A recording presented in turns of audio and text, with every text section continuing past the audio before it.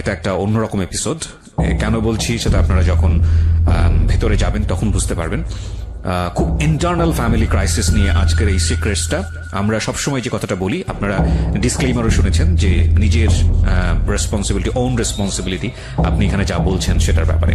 আমরা 3টা জিনিস করেছি আজকের এই সিক্রেটস প্রচার করবার আগে, আপনাদেরকে একটু ধারণা দিয়ে নিই। প্রথম যেটা, সেটা হচ্ছে যিনি আজকে এই গল্পটা বলছেন তার নামটা আমরা পরিবর্তন করেছি। আমরা তার অরিজিনাল আইডেন্টিটি এখানে তুলে ধরবো না, তার সামাজিকতার কথা ভেবে। নাম্বার 2, যেটা যে ভয়েসে আপনি তাকে শুনতে পাচ্ছেন সেই ভয়েসটি অরিজিনাল ভয়েস নয়। সুতরাং এই ভয়েসটি যদি অন্য কারোর সঙ্গে মিলে গিয়ে থাকে তাহলে আমরা আন্তরিকভাবেই দুঃখিত। তাকে আপনারা কোনোভাবেই সন্দেহ করবেন না, কারণ ভয়েসটি আমরা এখানে চেঞ্জ করেছি। তৃতীয়ত, যে গল্পটি এখানে তুলে ধরা হচ্ছে সেটা খুবই ইউনিক এবং এক্সেপশনাল গল্প। আমরা এই ধরনের গল্প সাধারণত খুব একটা শুনি না, আমাদের সমাজে নিশ্চয়ই ঘটে, কিন্তু সেভাবে হাইলাইট হয় না। আমরা গল্পের অন্যরকম একটা অ্যাঙ্গেল থেকে আজকের এই সিক্রেটসটা এখানে উপস্থাপন করার চেষ্টা করছি। তবে অবশ্যই খেয়াল রাখতে হবে যে এটা কোনো সার্বজনীন চিত্র নয়। ঠিক আছে, আমরা শুরু করছি আমাদের সিক্রেটস। ওকে, আমি তোমাকে তুমি করেই বলবো। কেন বলবো সেটা আমাদের গেস্ট যারা আছেন তারা হয়তো বা মানে যারা লিসনার আছেন তারা শুনলেই বুঝতে পারবেন। ইউ আর 18 রাইট নাও, মুখে বলতে হবে। তোমার বয়স এখন 18 বছর। কবে হয়েছে? আমার 18 হয়েছে গত জুলাই মাসের 10 তারিখে। গত জুলাই মাসের 10 তারিখে। সো 18 বছর মানে ধরে নেওয়া হচ্ছে যে শি ইজ অ্যাডাল্ট এবং তার বিচার বুদ্ধি করার ক্ষমতা আছে, এবং সেই জায়গাটা থেকে সে সমাজের অনেক রিয়েলিটিকেই ফেস করতে পারে। তোমার নাম কি? আমার নাম সুভা আক্তার। সুভা আক্তার, এবং এটা তোমার অরিজিনাল নাম না, আমরা শুরু দিয়ে বলে নিয়েছি। এটা এই কারণেই বলছি যে সুভা এবং ওর ভয়েস, এই দুটো যদি অন্য কারোর সঙ্গে মিলে যায় সেটা অবশ্যই আমি বারবার বলবো যে this is not real thing, কারণ আজকের স্টোরিটা অনেক সেন্সিটিভ এবং এই দুটোই এখানে পরিবর্তন করা হয়েছে। জন্ম জেলা কোথায় তোমার? আমার ঢাকাতেই। ঢাকাতেই তুমি জন্ম হয়েছো, এখানেই বড় হয়েছে? হ্যাঁ। ওকে, ঠিক আছে, শুরু করো। তুমি কেন ফিল করলা, তার আগে বলো তো, আমি তোমার স্টোরিটা কিছুটা জানি। কেন ফিল করলা যে এই ধরনের গল্প তুমি সিক্রেটসে এসে বলবা? আমি এই কারণে বলতে চাচ্ছি যে আমাদের সমাজে এমন অনেক মেয়ে আছে যাদের পরিবারে এরকম অনেক ঘটনা ঘটছে, কিন্তু সবাই কিন্তু বলতে পারছে না। আবার অনেক সময় আবার অনেক সময় হচ্ছে যে অনেকে জিনিসগুলো ফেস করে মেনে নিচ্ছে, আবার অনেকে খারাপ পথ বেছে নিচ্ছে। সো তার চেয়ে যদি কেউ আমার কথাটা শুনে নিজের বুদ্ধি খাটিয়ে যদি কোনো ভালো কিছু করে, অন্তত তার জীবনে কিছু পরিবর্তন আসতে পারে। সো তুমি এই পার্সপেক্টিভ থেকে এটা বলছো। এখানে একটা বিষয় অবশ্যই খেয়াল রাখবেন প্রিয় শ্রোতা, ও যে বিষয়টা নিয়ে আজকে এখানে এক্সপ্লোর করতে যাচ্ছে এটা অত্যন্ত সাহসী একটা পদক্ষেপ আমি বলবো, কিন্তু এটা থেকে আসলে বের হওয়ার জন্য কোনো রিমেডি আছে কিনা সেটা আমরা পুরো স্টোরিটা শোনার পরে সবাই মিলে ডিসকাস করতে পারি। চলো শুরু করো একেবারে ছোটবেলা থেকে, যেখান থেকে তুমি বলতেছি। আমরা ব্যাকগ্রাউন্ডে থাকবো প্রথমে। আমার আজকে 18 বছর বয়স। আমি ছোটবেলা থেকে বড় হয়েছি ঢাকাতেই। আমার জন্ম হবার 3 মাস পর আমার বাবা বাইরে চলে যায়। জি। তুমি কি বড় সন্তান? হ্যাঁ, আমি আমার ফ্যামিলির বড়। কয় ভাই বোন তোমরা? আমরা 3 ভাই বোন, আমি সবার বড়। আমার ছোট 2 ভাই আছে। ওকে। তো বাবা চলে যায়, তো তখন আমি অবশ্যই ছোট ছিলাম। আমার মুখে যতটুকু শোনা যে আমি বাবা আর মায়ের দিক থেকে খুব সেন্সিটিভ ছিলাম। আমার বাবার একটা ছবি ছিল বাসায়, আমি আমার বাবার ছবি ছাড়া কাউকে বাবা বলতাম না। ওকে।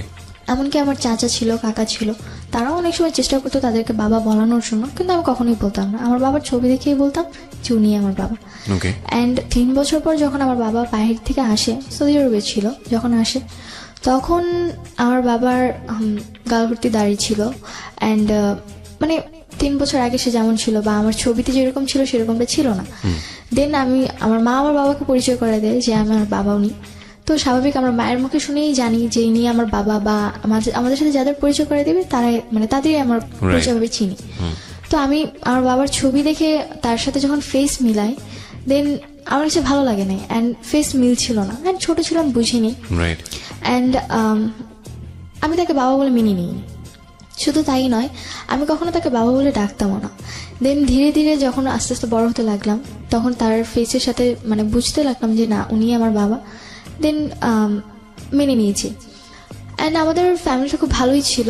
আমি আমার ফ্যামিলির ব্যাপারে কখনোই কোনো কিছু জানতাম না, অ্যান্ড আমি এই ব্যাপারে কখনো কোনো কিছু জানার চেষ্টাও করতাম না। আমার এই ব্যাপারে কোনো আগ্রহ ছিল না, কজ ফ্যামিলিতে সবাই একজন আরেকজনের দায়িত্বে থাকে, কিন্তু তবুও কিন্তু একটা ব্যক্তিগত ব্যাপার বলতে কিছু থাকে। দেন আমাকে ছোটবেলা থেকে আমি মানে প্লে নার্সারি কেজি এগুলো আমি আমাদের এলাকার একটি স্কুলে পড়েছি। দেন পরবর্তীতে আমাকে আমার এলাকার বা ডালতন নার্সারি স্কুলে ভর্তি করানো হয়েছে। আমি ওখানে পড়াশোনা কন্টিনিউ চালিয়েছি। যখন আমার যখন আমি 7 উঠি, স্বাভাবিক মানে বয়সের খাতিরে মানুষ কিন্তু ভুল করে। তো আমার আব্বু আম্মু আমার সাথে খুব খারাপ আচরণ করে। খারাপ আচরণ করে বলতে কি? খারাপ আচরণ বলতে আমার গায়ে হাত তুলে। কি ছিল ঘটনা? কেন গায়ে হাত তুলে? রিজনটা ছিল যে আমি কেন রিলেশন করছি। কি মানে রিলেশনটা তুমি পড়লে কিভাবে? কি হয়েছে? পড়েছি, আমাকে প্রপোজ করে। ক্লাস 7 এ থাকতে কি প্রপোজ করে? থাকতে আমার পাশের বাড়িতে ছিল একজন মানে ভাড়া থাকতো। তো সে আমাকে যখন প্রপোজ করে, তো আবেগের বশে তাকে আমি যখন একসেপ্ট করি, আমাদের রিলেশনে যখন 14 দিন, তখন ফ্যামিলি জানতে পারে। একটু থামাচ্ছি আমি। সেটা হচ্ছে যে পাশের বাড়িতে যে ছিল, ও কোন ক্লাসে পড়তো? পড়াশোনা করতো না। ও কি তোমার চেয়ে বয়সে অনেক বড় ছিল? হ্যাঁ, বড় ছিল বয়সে। পড়াশোনা 2-3 বছর আগে ছেড়ে দিয়েছে। আচ্ছা। এন্ড জব করতো। তোমার চেয়ে বয়সে অনেক বেশি বড় ছিল। আচ্ছা, সে তোমাকে প্রপোজ করে? হ্যাঁ। আচ্ছা। তো যখন আমি একসেপ্ট করি, আব্বু আম্মু আমাকে তেমন কিছু বলেনি। জাস্ট তোমার আব্বু আম্মু জানলো কিভাবে বিষয়টা? আব্বু আম্মু জানতে পেরেছে আমি আব্বুর ফোন দিয়ে কথা বলছিলাম। আচ্ছা। দেন আব্বুর ফোনে নাম্বারটা ছিল, এন্ড রাতের বেলা সে যাচ্ছিল যে আমার সাথে দেখা করবে। আচ্ছা। এন্ড আমার মনে খুব ভয় ছিল, তো আমি ফোনটা সাইলেন্ট করে আমার বালিশের নিচে রেখে ঘুমিয়ে পড়েছিলাম। দেন হঠাৎ করে আব্বু ঘুম থেকে উঠে দেখে যে বাইরের লাইট জ্বলছে, এন্ড আব্বুর ফোন কাছে নেই। যখন সে আমার বালিশের নিচে ফোনটা দেখে, রিসিভ করে ফোন, তো আমি ওখান থেকে, আব্বু কোনো কথা বলে না, কিন্তু অপর সাইড থেকে কথা আসে যে তুমি আমার সাথে দেখা করবে, আর তা নাহলে তোমার সাথে আমার ব্রেকআপ। ওকে, এই ধরনের কথা আসে? হ্যাঁ। তো পরে এই কথাটা শোনার পর আব্বু খুব রেগে যায়, এন্ড আমাকে ওই দিন খুব মারে। এন্ড আমার পড়াশোনাও অফ করে দিতে চেয়েছিল, কিন্তু আম্মু কোনোভাবে হয়তো বা আমার পড়াশোনা। বাবা এর আগে কি তোমার কখনো গায়ে হাত তুলেছে? না, ওই ফার্স্ট টাইম। তোমাকে কিভাবে বাবা এগুলো খেয়াল করবেন? কারণ this is a very important thing. বাবা তোমার কাছে অনেক প্রিয় এবং অনেক রেসপেক্টেড একটা জায়গায় ছিল কি? ওকে, সো তোমাকে বাবা ওই ঘটনা জানার পরে তোমাকে বাবা কি করেছে? আমাকে প্রথমে 2-3টা থাপ্পড় মারে। জিজ্ঞেস করেনি যে কি হয়েছে ঘটনাটা? আমাকে জিজ্ঞেস করেছিল, দেন আমাকে বলার কোনো স্কোপ দেয়নি। আমি কিছু বলার আগে উনি আমাকে মারতে শুরু করে। এন্ড তোমার ওই সময় ফিলটা কি ছিল যে যখন এরকম একটা ঘটনা, তোমার ক্লাস 7 এ বয়স খুব বেশি হলে 12 থেকে 13, তোমার বাবা এটা জেনে গেছে এবং তুমি তো নিজে থেকেই ভয় পাওয়ার কথা? হ্যাঁ, আমি খুব ভয় পেয়ে গিয়েছিলাম। এন্ড আমি বলছিলাম যে আব্বু আমার কথাটা শোনো, আমি সরি যে আমি ভুল করছি, অন্তত আমার কথাটা শোনো। তারপর তার একটাই কথা ছিল, কেন তুমি ফোন ধরবা আর কেন বা তুমি কথা বলবা? ওকে। এন্ড যে ঘরে যে মাটি খোঁড়ার জন্য সাপল গুলো থাকে, আমরা যেগুলোকে বলে থাকি, তো আব্বু আমাকে ওটাতে অনেকক্ষণ মারে, এন্ড আমার হাত পা কেটে যায়। তো শাবল দিয়ে মারে তোমাকে? হ্যাঁ। আর ওটা মানে রড জাতীয় ছিল, যার কারণে হাত পা কেটে গিয়েছিল। দেন পরবর্তীতে আম্মু জিনিসটা হয়তোবা তার কাছে খুব খারাপ লেগেছিল, তো এই কারণে আম্মু পরে আব্বুকে আটকায়, পরে আমাকে আর কিছু বলে না। দেন তারপর থেকে আব্বুর সাথে আমার কথা বলা সবকিছু কমে যায়। কজ আমার একটা জিনিসই মানে মনে হচ্ছিল যে আমার কথাটা কেন সে শুনলো না। মানে ভয় কাজ করে নাকি রাগ কাজ করে? ভয় রাগ দুটোই। ওকে। তারপরে দেন পরবর্তীতে আমার লাইফে আর তেমন কোনো ঘটনা ঘটেনি। ক্লাস 8 আমি জিএসসি পরীক্ষা দেওয়ার পর ওই ছেলেটার সঙ্গে সম্পর্ক কি হলো? ওই ছেলের সাথে পরে ব্রেকআপ হয়েছে। ব্রেকআপ কি তোমার থেকে হয়েছে নাকি তোমার আব্বু গিয়ে কোনো স্টেপ নিয়েছে ছেলেটাকে? আব্বু গিয়ে স্টেপ নিয়েছিল বলতে, আমাকে তারপর প্রতিদিনে আব্বু স্কুলে দিয়ে আসতো, নিয়ে আসতো। এন্ড পরবর্তীতে ছেলেটা আমাকে জাস্ট একটাই কোশ্চেন করেছিল যে রিলেশনে কি তুমি কন্টিনিউ করবা নাকি করবা না। তোমার ফ্যামিলিতে এত বড় ঘটনা ঘটে গেছে কিছু জানতো না? সে কিছু জানতো না। আচ্ছা। তো পরে আমি বলেছি যে না, আমার পক্ষে সম্পূর্ণ কন্টিনিউ রাখা, কজ আমি অলরেডি আমার আব্বু আমাকে অনেক কষ্ট দিয়েছি। আমার কথাটা ছিল এরকম। পরে সে বলে যে ওকে ঠিক আছে। তো তারপর তার সাথে আমার কোনো কন্ট্যাক্ট হয়নি। অবশ্য তার নাম্বারটা আমার মুখস্থ ছিল না, আমি কার্ড থেকে তার নাম্বার অলওয়েজ তুলতাম, আর কার্ডটা পরবর্তীতে আব্বু আমার ব্যাগ থেকে ফেলে দেয়, যার কারণে আমার পরবর্তীতে আর কোনো কথা হয়নি। তো ক্লাস 8 জিএসসি এক্সাম সময় বাবা ছিল। দেন জিএসসি এক্সাম শেষ ডিসেম্বর 1 তারিখে বাবা কাতার চলে যায়। আচ্ছা।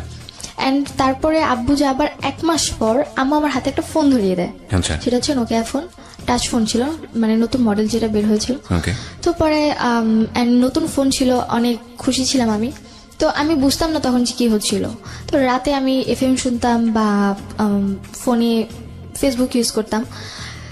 তখন আম্মু দেখতাম রাতের পর রাত জেগে কথা বলে। তো তোমাকে ফোন দিল, এটা কি তুমি চেয়েছিলে নাকি এমনিতেই তোমাকে দিল? নিজে থেকেই তারা দিয়েছিল। নিজে থেকেই দিল? হ্যাঁ, যে তুমি এটা ইউজ করো। হ্যাঁ, এটা আমাকে ইউজ করো, কাজ আম্মু অনেক সময় বাইরে যেত, বাসায় কন্ট্যাক্ট করতে হতো, এই কারণে সে আমাকে ফোনটা দিয়েছিল। ওকে। তুমি কি এটা স্কুলে নিয়ে যেতে পারতে? না, স্কুলে অ্যালাউ ছিল না। ওকে। তো পরবর্তীতে আম্মু রাতে জেগে কথা বলতো। তো আমি ভাবতাম হয়তো বা যদি আব্বুর সাথে কথা বলে, কজ আব্বু তখন নতুন বাইরে গিয়েছে। তো পরবর্তীতে জানতে পারলাম যে আব্বুর ফোন ছিল না, বাইরে যখন যায় তখন তার কাছে ফোন ছিল না, এন্ড সে আরেকজনের ফোন নিয়ে আম্মুর সাথে 2-1 মিনিট করে কথা বলতো। তো পরবর্তীতে আমি আম্মুকে কোশ্চেন করলাম যে তুমি কার সাথে কথা বলো। পরে আম্মু বললো যে আমার এক রিলেটিভের সাথে কথা বলি। আর কথাটা হচ্ছে যে আম্মুর বিয়ের আগে, আম্মুর বিয়ে হয়েছিল 18 বছর, আই মিন এসএসসি এক্সামের আগে। তো তার আগে তার একটা রিলেশন ছিল। দেন রিলেশন ছিল, সে তাকে খুব লাভ করতেন, তাদের মধ্যে খুব ঘনিষ্ঠ সম্পর্ক ছিল। এন্ড যখন আম্মুর ফ্যামিলিটা জানতে পারে, আমাকে একটা বিয়ে দিয়ে দেয়। সেটাই তোমার বাবা ছিল না, সে ছিল একটা স্কুল মাস্টার ছিল। তার সাথে যখন আমার মায়ের বিয়ে দেয়, তারপর 6 মাস সংসার হয়। দেন আম্মু নাকি তার সাথে সংসার করতে চায়নি, যার কারণে সেখান থেকে আম্মু চলে আসে। পরবর্তীতে তাদের ডিভোর্স করিয়ে দেওয়া হয়। এন্ড তার 3 মাস পর আমার আব্বুর সাথে বিয়ে হয়। এটা কি তোমার আব্বু আম্মু কি এটা কি অ্যারেঞ্জ ম্যারেজ ছিল নাকি ফ্যামিলি ম্যারেজ ছিল? দুপক্ষ থেকে অ্যারেঞ্জ ছিল। ওকে।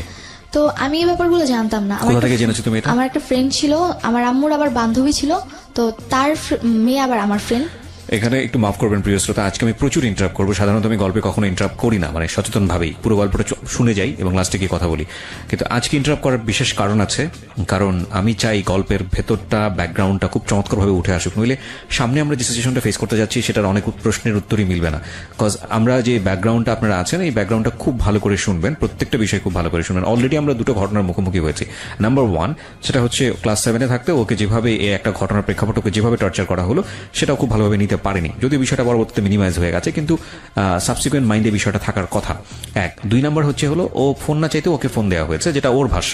আর আরেকটি বিষয় খেয়াল রাখবেন, এখানে ও যেটা বলছে সেটাই যে স্পষ্টভাবে সবকিছু সত্য সেটা নয়, তবে সেটাকে বিশ্বাসযোগ্য জায়গায় নিয়ে যাওয়ার জন্যই আমাদের এত বেশি প্রশ্ন। হ্যাঁ, তো এই বিষয়টা তুমি কবে জেনেছো? জেনেছি আমার বাবা যাওয়ার 1 মাস কি 1.5 মাস পর। 1 মাস কি 1.5 মাস পর জানার পরে তুমি তোমার মাকে জিজ্ঞেস করেছো? আচ্ছা। তো আমি যখন আমার ফ্রেন্ডের আম্মুর মুখ থেকে কথাটা শুনি, আমি মানে অবাক হয়ে যাই যে how is that possible. And আমি ছোটবেলা থেকেই বিয়ে করা বা একজনের সাথে ফিজিক্যাল করা বা আরেকজনের সাথে করা, এই জিনিসগুলো আমার খুব অপছন্দনীয় ছিল। আমি এগুলো কখনোই পছন্দ করতাম না। তো পরবর্তীতে আমার মানে খুব খারাপ লাগে যে আমি এমন একটা মায়ের মেয়ে। তবুও মানে এটা মনে হয়েছিল যে না, এখন হয়তো বা আমার মা খুব ভালো হয়ে গেছে বা সে হ্যাপি আছে আমার বাবাকে। তুমি কি করলে জানার পরে? জানার পর আমি বাসায় আসছি। সেদিন আমি আম্মুকে কিছুই বলি না। পরের দিনটা ছিল ফ্রাইডে। তো আমার স্কুল অফ ছিল। আমি ঘুম থেকে উঠছি ওই দিন 10টার দিকে। অ্যান্ড উঠার পর আমার মানে মন মানসিকতা ভালো ছিল না। অ্যান্ড আম্মু আমাকে বকাবকি করতেছিল যে কেন তুমি এত লেট করে ঘুম থেকে উঠছো, আর এত লেট করে কেউ ঘুম থেকে উঠে পড়াশোনা করো না, শুধু বাইরে আড্ডা মারো, আবার ফোন নিয়ে সারাক্ষণ টিপাটিপি করতে থাকো, কেন তুমি এগুলো করছো? তো পরবর্তীতে আমি আম্মুকে কোশ্চেন করলাম যে একটা সময় তো তুমি এগুলো করছো। আমার কথাটা ফার্স্টে এরকম ছিল, ফার্স্ট ছিল যে একটা সময় তুমি এরকম করেছো। Note that point please. হ্যাঁ। এন্ড পরবর্তীতে আম্মু বলল যে আমি এগুলো করেছি মানে। তো আম্মু তখন রুটি বানাচ্ছিল, হাতে বেলুন ছিল। পরে আমি বললাম যে কেন তুমি করনি, তোমার আগে একটা রিলেশন ছিল, এন্ড পরবর্তীতে জানলাম যে তোমার আরো নাকি আরেকটা বিয়েও ছিল। তো আমি তোমার মেয়ে, আমি তোমার সাথে যেমন সবকিছু শেয়ার করি, তোমার উচিত আমার সাথে সবকিছু শেয়ার করা, কারণ আমরা বন্ধু। পরে আম্মু আমাকে মানে হয়তো তার মাথা বেশি গরম হয়ে গিয়েছিল, কথা বলার ধরনটা হয়তো আমার ভালো ছিল না, তো এই কারণে উনি আমাকে বেলুন দিয়ে 2টা বাড়ি মারে। হ্যাঁ, এন্ড তখন আমার মাথায় আরো বেশি গরম হয়েছে যে আমি অলরেডি জেনেছি অন্য কারোর কাছ থেকে, তোমাকে জিজ্ঞাসা করছি, তুমি আমাকে সুন্দরভাবে অ্যান্সার না দিয়ে তুমি আমার গায়ে হাত তুলছো কেন? তো আমি পরবর্তীতে আমার সাথে অনেক তর্ক করি, আমি আর কোনো কথা বলি না। তোমাকে একটু থামাচ্ছি, 2টো পয়েন্ট আমরা গিয়েছি এবং 2টো পয়েন্টই খুব সেন্সিটিভ পয়েন্ট। আমি কারণ গল্পটা যখন সামনের দিকে চলে যাবে তখন আপনারা এগুলো ভুলে যাবেন। আমি 2টো পয়েন্টে একটু 2 মিনিট কথা বলতে চাই। নাম্বার 1, যখন ওকে গায়ে হাত তোলা হলো ক্লাস 7 অবস্থায়, ওর একটা সম্পর্কে জড়িয়ে যাওয়া, এবং এই সময় ওর কিন্তু ভালো মন্দ বোঝার বয়স না। এই বিষয়টা প্যারেন্টসদের খুবই সেন্সিটিভলি ডিল করা উচিত। কেন ডিল করা উচিত? ওর লাইফে একটা সময় সম্পর্ক আসবে, সেটা খুব স্বাভাবিকভাবেই হবে।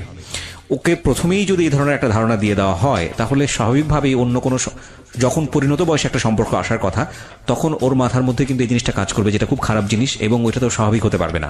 এটা একটা। আরেকটা বিষয় যেটা যে এতে হিতে বিপরীত হতে পারে, মানে ওর গায়ে যেভাবে হাত তোলা হয়েছে তাতে করে কিন্তু খুব রাফ ডিসিশন নিয়ে ফেলতে পারে, কারণ বয়সটা খুবই ইয়াং বয়স। তো সেই জায়গাটা থেকে ওকে ডিল করা উচিত ছিল খুব সফটলি, যেটা প্যারেন্টস করেননি। মায়ের ভুলটা দেখেন, ও হ্যাঁ, এটা এখানে ওরও একটা ভুল আছে, সেটা হচ্ছে যে যখন ওর বান্ধবীর মায়ের কাছ থেকে বিষয়টা জানলো, ওর উচিত ছিল মাকে এসে জিজ্ঞেস করা যে মা এরকম ঘটনা ঘটেছে কিনা। খুব স্বাভাবিকভাবেই একটা সন্তান ওই বয়সে সে ভালো মন্দ বোঝে না, তার খারাপ লাগাটা খুব স্বাভাবিক, কারণ যেহেতু ওর স্বাভাবিকভাবেই এই জিনিসটাকে প্রেজেন্ট করা হয়েছে, কিন্তু ও সেটা করেনি। এবং এর প্রেক্ষাপটে ওর মা এসে যেই ব্যবহারটা করলো সেটা আরো ভয়ানক রকমের ভুল। একটা জিনিস আমরা হয়তো একসেপ্ট করে নিলাম, যেহেতু ওর বয়স ছোট এবং ও যেহেতু বিষয়টা বোঝেনি, ও এসে ও মাকে ওইভাবে বলতে পারেনি, সে কারণে সে খুব রাফলি জিনিসটাকে প্রেজেন্ট করেছে। কিন্তু ওর মার উচিত ছিল বিষয়টা ওর কাছ থেকে খুব সুন্দর করে জেনে তারপর ওকে খুব সুন্দর করে বুঝিয়ে দেয়া। আমরা যেই প্রযুক্তির যুগে বসবাস করি সেখানে আমাদের সন্তানেরা আমাদের অতীত জানবে না, এটা হতেই পারে না। আমাদের অতীত তারা জানবেই। একটা সময় যদি আপনি ভুল করে থাকেন বা কোনো একটা বিপদের মধ্যে পড়ে থাকেন বা যাই কিছু করে থাকেন না কেন, এই প্রযুক্তির যুগে সবকিছু ডকুমেন্ট থেকে যায় এবং একটা সময় গিয়ে আপনার সন্তান সেটা জানবেই। সুতরাং সেটার জন্য আপনার একটু প্রিপেয়ার থাকা উচিত যে আপনি বিষয়টাকে কত সফটলি আপনি আপনার সন্তানকে খুব সুন্দর করে জিনিসটা বোঝাবেন, যাতে করে তার মানসিকভাবে কোনো ধরনের সে বিপর্যয়ের মুখে না পড়ে। হ্যাঁ, বলো তারপর। তারপর থেকে আমার সাথে গায়ে হাত তুললো। পরে আমার সাথে আমার কোনো কথা বলি না, আমি রাগ করে আমার সাথে কথা বলি না। কিন্তু ওই প্রশ্নের উত্তর কি দিল তোমার মা? তুমি যখন বললে এটা, প্রশ্নের পরবর্তীতে আম্মু আমাকে আর কিছু বলেনি, শুধু এইটুকুই গায়ে হাত তুললো। হ্যাঁ, গায়ে হাত তুলেছে আর পরে এটাই বলেছে যে আমাদের ব্যাপারে তোমার না জানলেও চলবে। Oh, this is a big mistake. Okay.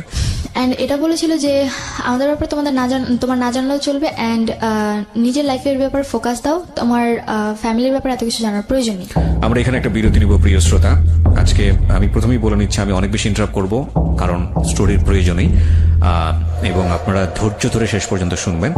This is a big family crisis. আজকের এই গল্পটা থেকে অনেক ছেলে মেয়েই বা অনেক ফ্যামিলি হয়তো বা তাদের চিন্তাভাবনার জায়গাটা পরিবর্তন করবেন। দেখুন, আমরা সমাজে এত কিছু নিয়ে কথা বলি, সমাজে এত প্রবলেম নিয়ে কথা বলি, কিন্তু ঘরের ভেতরে একটা শিশুর সুস্থভাবে বেড়ে ওঠার জন্য তার যে মানসিক পরিবেশটা প্রয়োজন, এবং একই সাথে বাবা মা শিশুর সাথে কি আচরণটা করবেন বা কোন জায়গাটায় প্রাইভেসি মেনটেন করবেন, বা প্রাইভেসি যদি ওপেন হয়ে যায় তাহলে সেটাকে কিভাবে ডিল করবেন, সেই বিষয়টা নিয়ে কিন্তু কোথাও কোনো আমাদের না আছে এডুকেশন প্রতিষ্ঠানে, না আছে কোথাও সামাজিকভাবে কোনো শিক্ষা। কিন্তু this is a very very important part for our social life এবং ফ্যামিলি লাইফ। সেটার হয়তো আজকে একটা খুব ভালো দিক নির্দেশনা হয়তো আজকের এই এপিসোড থেকে আসবে। আপনাদের সবাইকে বলবো একটু ধৈর্য ধরে মনোযোগ দিয়ে শোনার জন্য, এবং যারা এটাকে এন্টারটেইনমেন্ট হিসেবে নিচ্ছেন তাদেরকে আমি বলবো please get lost, cause this episode actually not for the entertainment.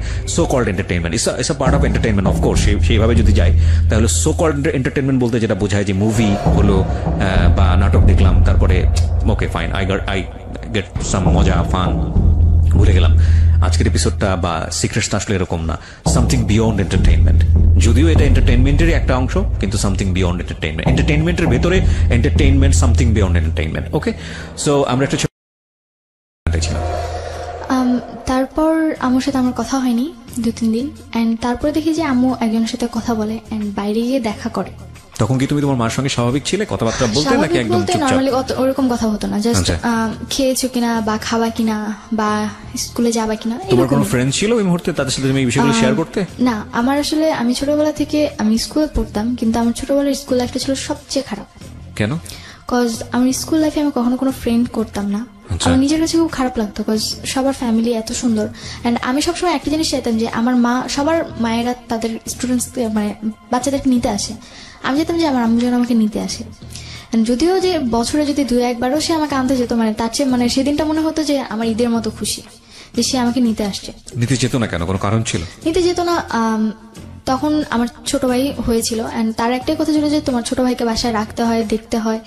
তো বাসার কেউ ছিল না? না, বাসার কেউ ছিল না। সো তুমি তোমার জায়গা থেকে এটা ফিল করতে, কিন্তু তোমার মায়ের জায়গা থেকে বিষয়টা লজিক্যাল ছিল? হ্যাঁ, লজিক্যাল ছিল। তো তোমাকে সুন্দর করে বোঝাতো না বিষয়টা যে দেখো বাবা আমার এরকম সমস্যা, যে কারণে এরকম কখনো বুঝাইনি। মানে আমার মায়ের আচরণ ছোটবেলা থেকে অনেক রাফ ছিল, এন্ড একটা মা উনি তো একটা মানুষের নিম্ন স্তরে যে বকাবকি করে বা স্ল্যাং, হ্যাঁ, কটু কথা বলে, মানে একটা মানুষের নিম্ন স্তরের চেয়ে নিচু কথা উনি আমাকে বলতো। আমি আগেই বলেছি আজকে আমি অনেক ইন্টারাপ্ট করব। আমি আপনাদের যারা রেডিওতে এটা শুনছেন তাদের হয়তো মনে হতে পারে যেটা কিভাবে সম্ভব। আমি আমার এটা গিবত হয়েছে, আল্লাহ মাফ করুক। আমি জাস্ট একটা এক্সাম্পল দিই। আমার পাশের বাসায় এরকম একটা ঘটনা ঘটে রেগুলারলি।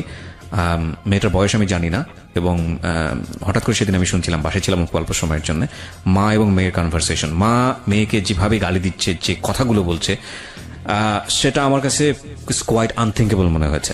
এবং মাঝে মাঝে দেখছিলাম যে মেয়েটার প্রতিবাদ করছে, ছোট ছোট অল্প অল্প প্রতিবাদ করছে। তোমার একটা সময় মনে হচ্ছিল যে এই মেয়েটার ভয়েসটা একটা সময় লাউড হয়ে যাবে, মা তখন আর কিছু বলতে পারবে না।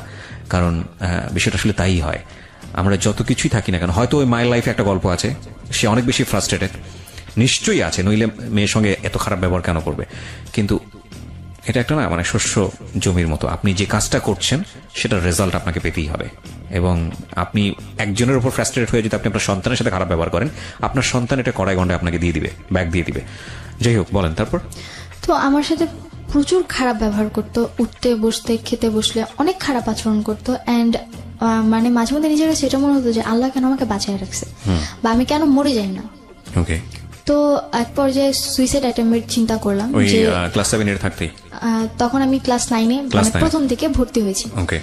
তো ইচ্ছে করছিল যে বেঁচে থাকার চেয়ে মরে যাওয়াটা হয়তো আমার কাছে অনেক বেশি বেটার। তো আমার আম্মুর সাথে একটা ছেলের মানে নর্মালি কথা হতো, আমি শুধু জানতাম, কখনো দেখিনি। তো হঠাৎ একদিন রোজার মাস, তখন আমার বাসায় আসছে সে। তো তখন আমার বাসায় তাকে দেখে আমি অবাক যে কে এই লোকটা। অ্যান্ড সে দেখতে নর্মালি সুন্দর ছিল, তো আমার ভালো লাগে, কিন্তু আমি কখনো তাকে কথা বলতাম না। অ্যান্ড পরবর্তীতে যখন দেখলাম যে রাতের পর রাত আম্মু তার সাথে কথা বলতেছে, আমার নিজের কাছে তার প্রতি একটা ঘৃণা জন্ম নিল যে মানে একটা বিবাহিত মহিলা তার সাথে কি করে সে এত রাত জেগে কথা বলে। আর সে জায়গায় কিনা সে অনার্স 3rd ইয়ারে পড়ছে, একটা ছেলে।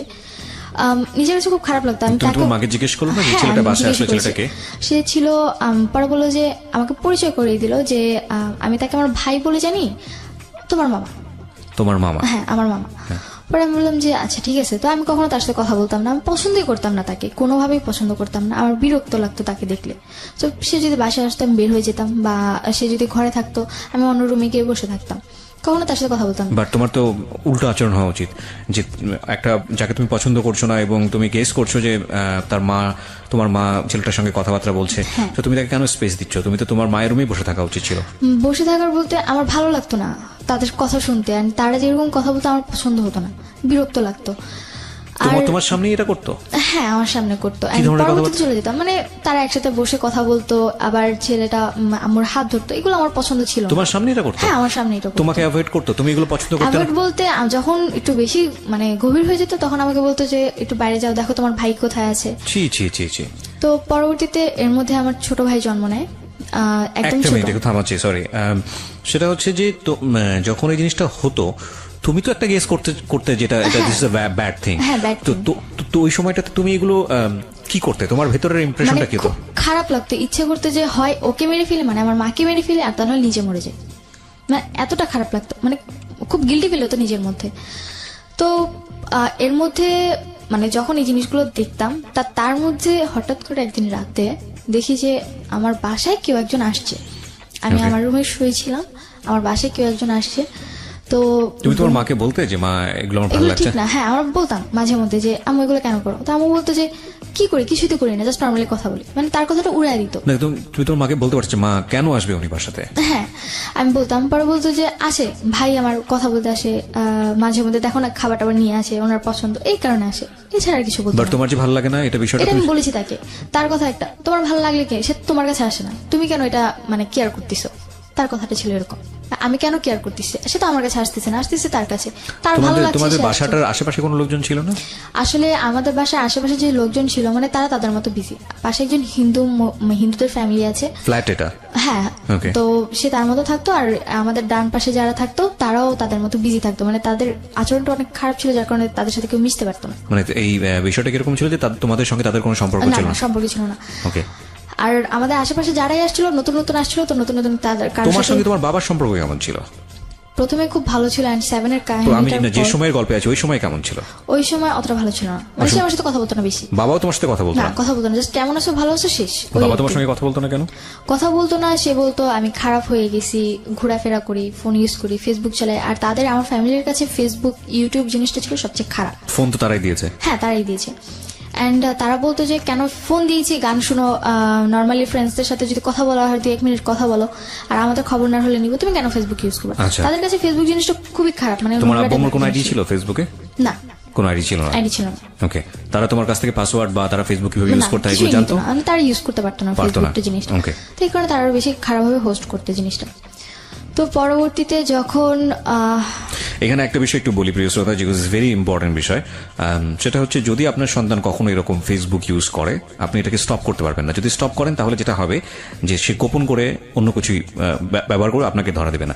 সো লেট হিম ফ্রি, তাকে ফেসবুক ইউটিউব সে যেটা করছে করতে দিন। আপনার এক্সেস রাখবেন একটা সার্টেন পিরিয়ড পর্যন্ত, লাইক ও বয়প্রাপ্ত হওয়া পর্যন্ত খুব সুন্দর করে বোঝাবেন, বাবা তুমি যেটাই করো না কোনো প্রবলেম নাই, তোমার পাসওয়ার্ডটা আমার কাছে রাখো, তোমার আইডি টাইডি সবকিছু আমার কাছে রাখো, ওকে তুমি তোমার মতো করে করো। আমি যদি কখনো ফিল করি যে তোমার এই আইডিতে বা তোমার আমার এটাতে মনিটর করার প্রয়োজন আছে, তাহলে আমি এটা ঢুকে দেখবো যে তুমি কার সাথে কিভাবে কন্টিনিউ করছো। এটা তোমার সেফটির জন্য প্রয়োজন, বিকজ আমি যেহেতু তোমার চেয়ে অনেক বেশি এক্সপিরিয়েন্স এরিনাতে, আমি চাই না তুমি কোনো ভুল করো। So that is the best way.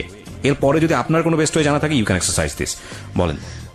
তো তারপরে একদিন রাতে দেখলাম যে আমার বাসায় একজন আসছে। তো জিনিসটা আমার কাছে কোনোভাবেই ভালো লাগেনি। তো আমি পরে আমার রুমে যে নক করি, অ্যান্ড নক করার পর মানে আমি যেটা দেখি সেটার জন্য আমি একদম তৈরি ছিলাম না। আর তখন রাত মেবি 1:30 কি 2টা বাজে। তখন তুমি ক্লাস 9 এ পড়ো? হ্যাঁ, তখন ক্লাস 9। 1:30 সময় তুমি কি করছিলে? 1:30-2টার দিকে বলতে আমি তখন রাত জেগে এফএম শুনতাম। দিনটা ছিল বৃহস্পতিবার। ভূত এফএম আগে ডর হতো মেবি কোন একটা চ্যানেলে, আমার ঠিক মনে নেই, 89.2-তে। তো আমি সেটা শুনতেছিলাম, আর ওটা তো রাতে 2টা পর্যন্ত হতো। তো সেটা শুনতে শুনতে আমার কানে হেডফোন ছিল, আমি প্রথমে কোনো কিছু শুনিনি যে কেউ আসছে কিনা বা কোনো আওয়াজও পাইনি। পরবর্তীতে যখন আমি ওয়াশরুমে গেলাম তখন দেখলাম যে আমার রুমের লাইট অন করা। তো পরে আমি আমার রুমে যখন নক করি, পরে আমার গেট খুলে দেখি যে আমার এক রিলেটিভ। তো আমি তখনও জানতাম না যে তার সাথে আমার আগের রিলেশন ছিল। তো পরবর্তীতে যখন আমি দেখে অবাক, পরে আমি জিজ্ঞেস করলাম, আপনি এখানে এত রাতে? ছেলেটাকে জিজ্ঞেস করলাম। হ্যাঁ, চিন্তা তুমি তাকে? হ্যাঁ, চিনতাম, কারণ আমার রিলেটিভ হয়। রিলেটিভ বলতে কি ধরনের? রিলেটিভ বলতে আমার আম্মুর যার সাথে রিলেশন ছিল তাকে আবার আমার এক খালামণি পছন্দ করতো। তো সে আবার আম্মুর সাথে যখন তার একটু ঝগড়া হচ্ছিল, তো সেই ঝগড়ার সময় আমার ওই খালামণি কোনো একভাবে আমার ওই বয়ফ্রেন্ডকে বিয়ে করে ফেলে। ওকে, বাট ওই সময়ে তুমি যাকে দেখলে তাকে তুমি আগে থেকে চিনতে কিনা? হ্যাঁ, আগে থেকে চিনতাম। আগে থেকে কিভাবে চিনতে? বিকজ খালামণির সাথে কয়েকবার আমাদের বাড়িতে আসছে, তো সেভাবে আমি চিনি। খালামণি মানে কি আপন খালামণি ছিল নাকি? আপন না, একটু দূরে। তোমার মায়ের বান্ধবী ছিল? না, আমার আম্মুর খালার মেয়ে। তোমার আম্মুর খালার মেয়ে, সেই মেয়ের হাজবেন্ড হচ্ছে এটা? হ্যাঁ। ওকে, তোমার আম্মুর খালা। তো খালা মানে কি আপন খালা? না, সেটাও দূরের। তো তার সঙ্গে তোমার দেখা হয়েছে, কোথায় দেখা হয়েছে? সেটা দেখা হয়েছিল, আমি এলাকার ভিত্তিকে নর্মাল খালো হিসেবে চিনতাম তাকে। তো পরবর্তীতে যখন আমার বাসায় দেখি তখন তাকে না তুমি আমাকে বলো, কারণ আজকের এই স্টোরিটা খুব সেন্সিটিভ একটা স্টোরি। তুমি ভালো করে গ্রাফ না করতে পারলে অনেকেই বিলিভ করতে পারবে না, এবং সে জায়গা থেকে আমার অনেক প্রশ্ন আছে তোমাকে। তোমার দেখা হয়েছে কোথায় ফার্স্ট তার সাথে? আমার ফার্স্ট দেখা খালামণির সাথে, আমি তাদের বাসায় তাকে দেখছি। খালামণির সাথে তুমি তাদের বাসায় কেন গিয়েছিলে? ছোটবেলা ছিলাম, তার ছেলে ছিল আমার বয়সী, তো তাদের সাথে খেলতাম। তো একদিন গেছি, আমি খালামণির হাজবেন্ডকে কখনোই দেখিনি, বিকজ সে বাইরে ট্যুর দিয়ে জব করতো। তো ওই দিন যখন আসে, তো তার সাথে ছোটবেলা তার সাথে একবার আমার দেখা হয়েছিল। অ্যান্ড উনি একটা কারখানায় জব করতো যেখানে কিনা পেন্সিল তৈরি করতো, অ্যান্ড উনি আমাকে একবার পেন্সিল গিফট করেছিলেন, তারপরেই আমি তাকে চিনি। ওকে, সো এটা কি তোমার বাসার আশেপাশে ছিল? এটা আমার বাসা থেকে কিছু দূরে ছিল। তোমরা যেখানে থাকতে তার 7 মিনিটের রাস্তা। ওকে, ফাইন। তারপর তো দেখার পর আমি অবাক, অ্যান্ড দেখলাম যে তার ড্রেস আপ চেঞ্জ। মানে একটা মানুষ ড্রেস আপ স্বাভাবিক, কারো বাসায় আসলে আমরা যেরকম ড্রেস আপ পরে আসতে দেখি, উনি সেরকম ছিল না। আমার বাবার ড্রেস আপ পরা ছিল। তোমার রুমে, তোমার মায়ের রুমে তোমার বাবার ড্রেস পরা? হ্যাঁ, আই মিন রাতে যা পরে ঘুমায় মানুষ, নাইট ড্রেসটা। ওকে। তো পরবর্তীতে আমি যখন আস্ক করলাম, পরে মানে তোমার 2 ভাই কই ছিল? আমার 2 ভাই ঘুমোচ্ছিল তোমার মায়ের রুমেই? হ্যাঁ, আমার রুমে, আর আমি আলাদা রুমে। ওদের বয়স কত ছিল তখন? আমার বয়স, তোমার 2 ভাইয়ের বয়স? আমার 2 ভাইয়ের একজনের বয়স ছিল মেবি 4 বছরের মতো, আরেকজন একদমই ছোট, কি 6-7 মাস। তোমাদের রুম কটা ছিল বাসায়? বাসায় 3 রুম ছিল। বাসায় 3টা রুম ছিল। একটাতে তোমার মা থাকতো ভাইদেরকে নিয়ে, হ্যাঁ, একটাতে তুমি থাকতে, আরেকটা রুম খালি ছিল, এক রুম গেস্টের জন্য বা খালি ছিল। ওকে, হ্যাঁ। তো পরবর্তীতে যখন আমি দেখলাম, আমার মাথা প্রচন্ড পরিমাণে গরম হয়ে যায়, কেন তিনি তার সাথে এত রাতে মিট করবে। এন্ড আমি আম্মুর সাথে খুব খারাপ আচরণ করি, ঝগড়া করি। ওই সময় তখনই তার সামনেই ঝগড়া করতে থাকি। এন্ড পরবর্তীতে সে যখন এই জিনিসগুলো দেখে, চেঁচামেচি হতে থাকে, আশেপাশে মানুষও চলে আসতে পারে, এই ভয়ে উনি ড্রেস আপ চেঞ্জ করে চলে গেছে। ওই সময় বের হয়ে গেছে। বাই দ্য ওয়ে, তুমি যে বাসায় থাকতো, বাসার গেটম্যান ছিল না? গেটম্যান না, আমাদের বাসার, মানে আমাদের বাসাটা ছিল এরকম যে আমার রুম ভিতরে, তারপর একটা মাঝখানে রুম, তারপর আমার রুম, আমি আবার বাইরের রুমে ঘুমাতাম। তোমার কয়তলায় থাকতে? তালা বলতে আমাদের তালা সিস্টেম নেই, মানে একতলাই সবকিছু টিন সেট, মানে তালা সিস্টেম, একতলা, উপরে ছাদ, মানে পুরো বাসাটাই ছাদ ঢালাই করা, একতলা বাসা। ওকে, বাসায় কোনো গেটম্যান ছিল না? ওকে। তো গেটে তালা দেওয়া সবকিছু আম্মু করতো। পরে যখন চলে গেছে এন্ড আমার কাছে খুব খারাপ লাগে এন্ড আমি কেন মানে আমার খালার বাড়িটা সাথে কাদের? আম্মুর নামে লেখা। এটা কি তোমার বাবা বানিয়েছে নাকি তোমার আমার নানুর জমি ছিল, পরে আম্মুকে ও দিয়েছি। বাড়িটা তোমাদের? হ্যাঁ, বাড়ি। আশেপাশে যে ভাড়া থাকে তাহলে তোমাদের ভাড়াটিয়া দ্বারা? আশেপাশে ভাড়া বলতে বাড়িটা আমাদের, আশেপাশে যারা থাকে তারাও তাদের মতো বাড়ি। ওকে ফাইন, ঠিক আছে, সিনারিওটা বুঝতে পারছি আমরা। তারপর? হ্যাঁ, তো আমার কাছে খুবই খারাপ লাগে এন্ড এই জিনিস মানে আমি তার সাথে আমার খালুর সাথে কেন খারাপ আচরণ করি এর জন্য আমার গায়ে হাত তুলে। ওই সময় তখন ওনার সামনেই করে নাকি যাওয়ার না, পরে? উনি যাওয়ার পরে। উনি যাওয়ার পরে, হ্যাঁ। তো প্রচুর গায়ে হাত তুলেন, আমি সহ্য করতে না পারি লাস্ট মোমেন্টে আমি আমার মুখে ধাক্কা মারি যে তোমার লজ্জা করে না, এত রাতে একটা লোক নিয়ে এসে তুমি থাকতেছো, আবার তুমি আমার গায়ে হাত তুলতেছো। তো আম্মু ওই যে এক ধরনের ইয়া থাকে মানে যে ডাল ঘুটটায় যে ইয়াটা থাকে, ডাল ঘুটনি, তো ওইটাতে আমার গায়ে হাত তুলে এন্ড আমার প্রচুর রাগ হয় যে কেন আমার গায়ে হাত তুলবে। তোমার ভাইরা কোথায় ছিল? আমার ভাইরা ঘুমোচ্ছিল তখনও ঘুমোচ্ছে? হ্যাঁ, তখনও ঘুমোচ্ছিল। তারপর যখন আম্মু আমার গায়ে হাত তুলে মানে আমি চিৎকার চেঁচামেচি করতেছিলাম, দেন আমার বড় মানে আমার মেঝো যে ভাইটা আছে ও উঠে যায়, উঠে প্রচুর ভয় পেয়ে যায় এত রাতে কি হচ্ছে। তো ও আবার খাটের কর্নারে চলে যায়, তো ও আবার আমার ছোট ভাইটাকে কোলে নিয়ে সাইডে গিয়ে বসে থাকে। ছোটজন তো ছোট ছিল, ওকে কোলে নিয়ে বসেছিল সাইডে এন্ড আমার সাথে খুবই খারাপ আচরণ এন্ড আম্মু আমাকে মারতে মারতে এক পর্যায়ে আমার জামা ছিঁড়ে ফেলে। জামা ছিঁড়ে আমাকে ঘর থেকে বের করে দেয়, যে বাড়িতে তোর থাকার দরকার নেই, যে মেয়ে কিনা মাকে বুঝবে না, মার প্রবলেম বুঝবে না, সেই মেয়ের এই বাড়িতে থাকার দরকার নেই, তুই বাসা থেকে বেরো যাও। একদিকে আমার জামা ছিঁড়ে গেছে, খুবই খারাপ অবস্থা। আমি এত রাতে কি করে আমাকে বাসা থেকে বের করে দেয়, আমার আরো খারাপ লাগে।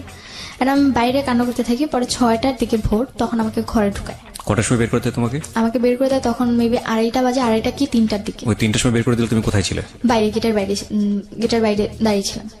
দাঁড়িয়েছিলে মানে 3 ঘন্টা তুমি ওখানে দাঁড়িয়েছিলে? হ্যাঁ, ওখানে দাঁড়িয়েছিলাম এন্ড এর মধ্যে আশেপাশে কোনো লোকজন ছিল না? আশেপাশে ভোরবেলা এত রাত থেকে কেউ থাকে না। তো আমি বাইরে আমাদের যে পিড়াটা ছিল ওখানে বসেছিলাম আমি। তো আম্মু সারা রাত আমাকে মানে কোনো কথাও বলে না এন্ড রুমের ভিতরে থাকে। পরে আমাকে 6টার দিকে ঘরে ঢুকায়। ঘরে ঢুকানোর পর আমি আম্মুর সাথে আর কোনো কথাই বলি না, একদমই কোনো কথা বলি না, আমি আমার রুমে চলে যাই।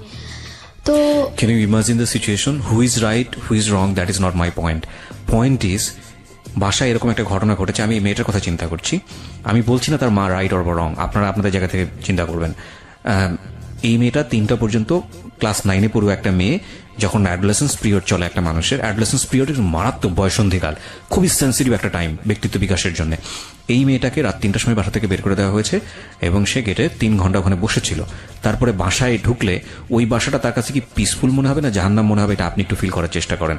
ওকে, তারপর যখন ঘরে ঢুকি তো আমি আম্মুর সাথে আর কোনো কথা বলি না। তো পরের দিন আম্মু সকালবেলা মানে নাস্তা বানায় খাওয়া দাওয়া করে চলে যায়, মানে আম্মুর রুমে তালা মেরে চলে যায়। তো আমি ঘুম থেকে উঠি 11টার দিকে, উঠে দেখি যে আম্মুর রুম তালা মারা এন্ড আমি আমার রুমে, আমার জামা কিন্তু অলরেডি ছিঁড়ে আছে এন্ড চেঞ্জও করতে পারিনি আমি। আম্মু আমাকে যা গেট খুলে দিয়েছিল। হ্যাঁ, স্কুল ছিল, স্কুলে যাওয়া হয়নি। তো আমার চেঞ্জ করতে আমি আমার রুমেও যেতে পারিনি। আমার রুমে আমার ড্রেস আপ যা ছিল, তো আমি আমার রুমে জাস্ট শুয়েছিলাম। কি করব কিছু বুঝতে পারতেছিলাম না। তার উপর রাতে এত কাহিনী গেছে, খুব ক্ষুধাও লাগছে আমার তখন।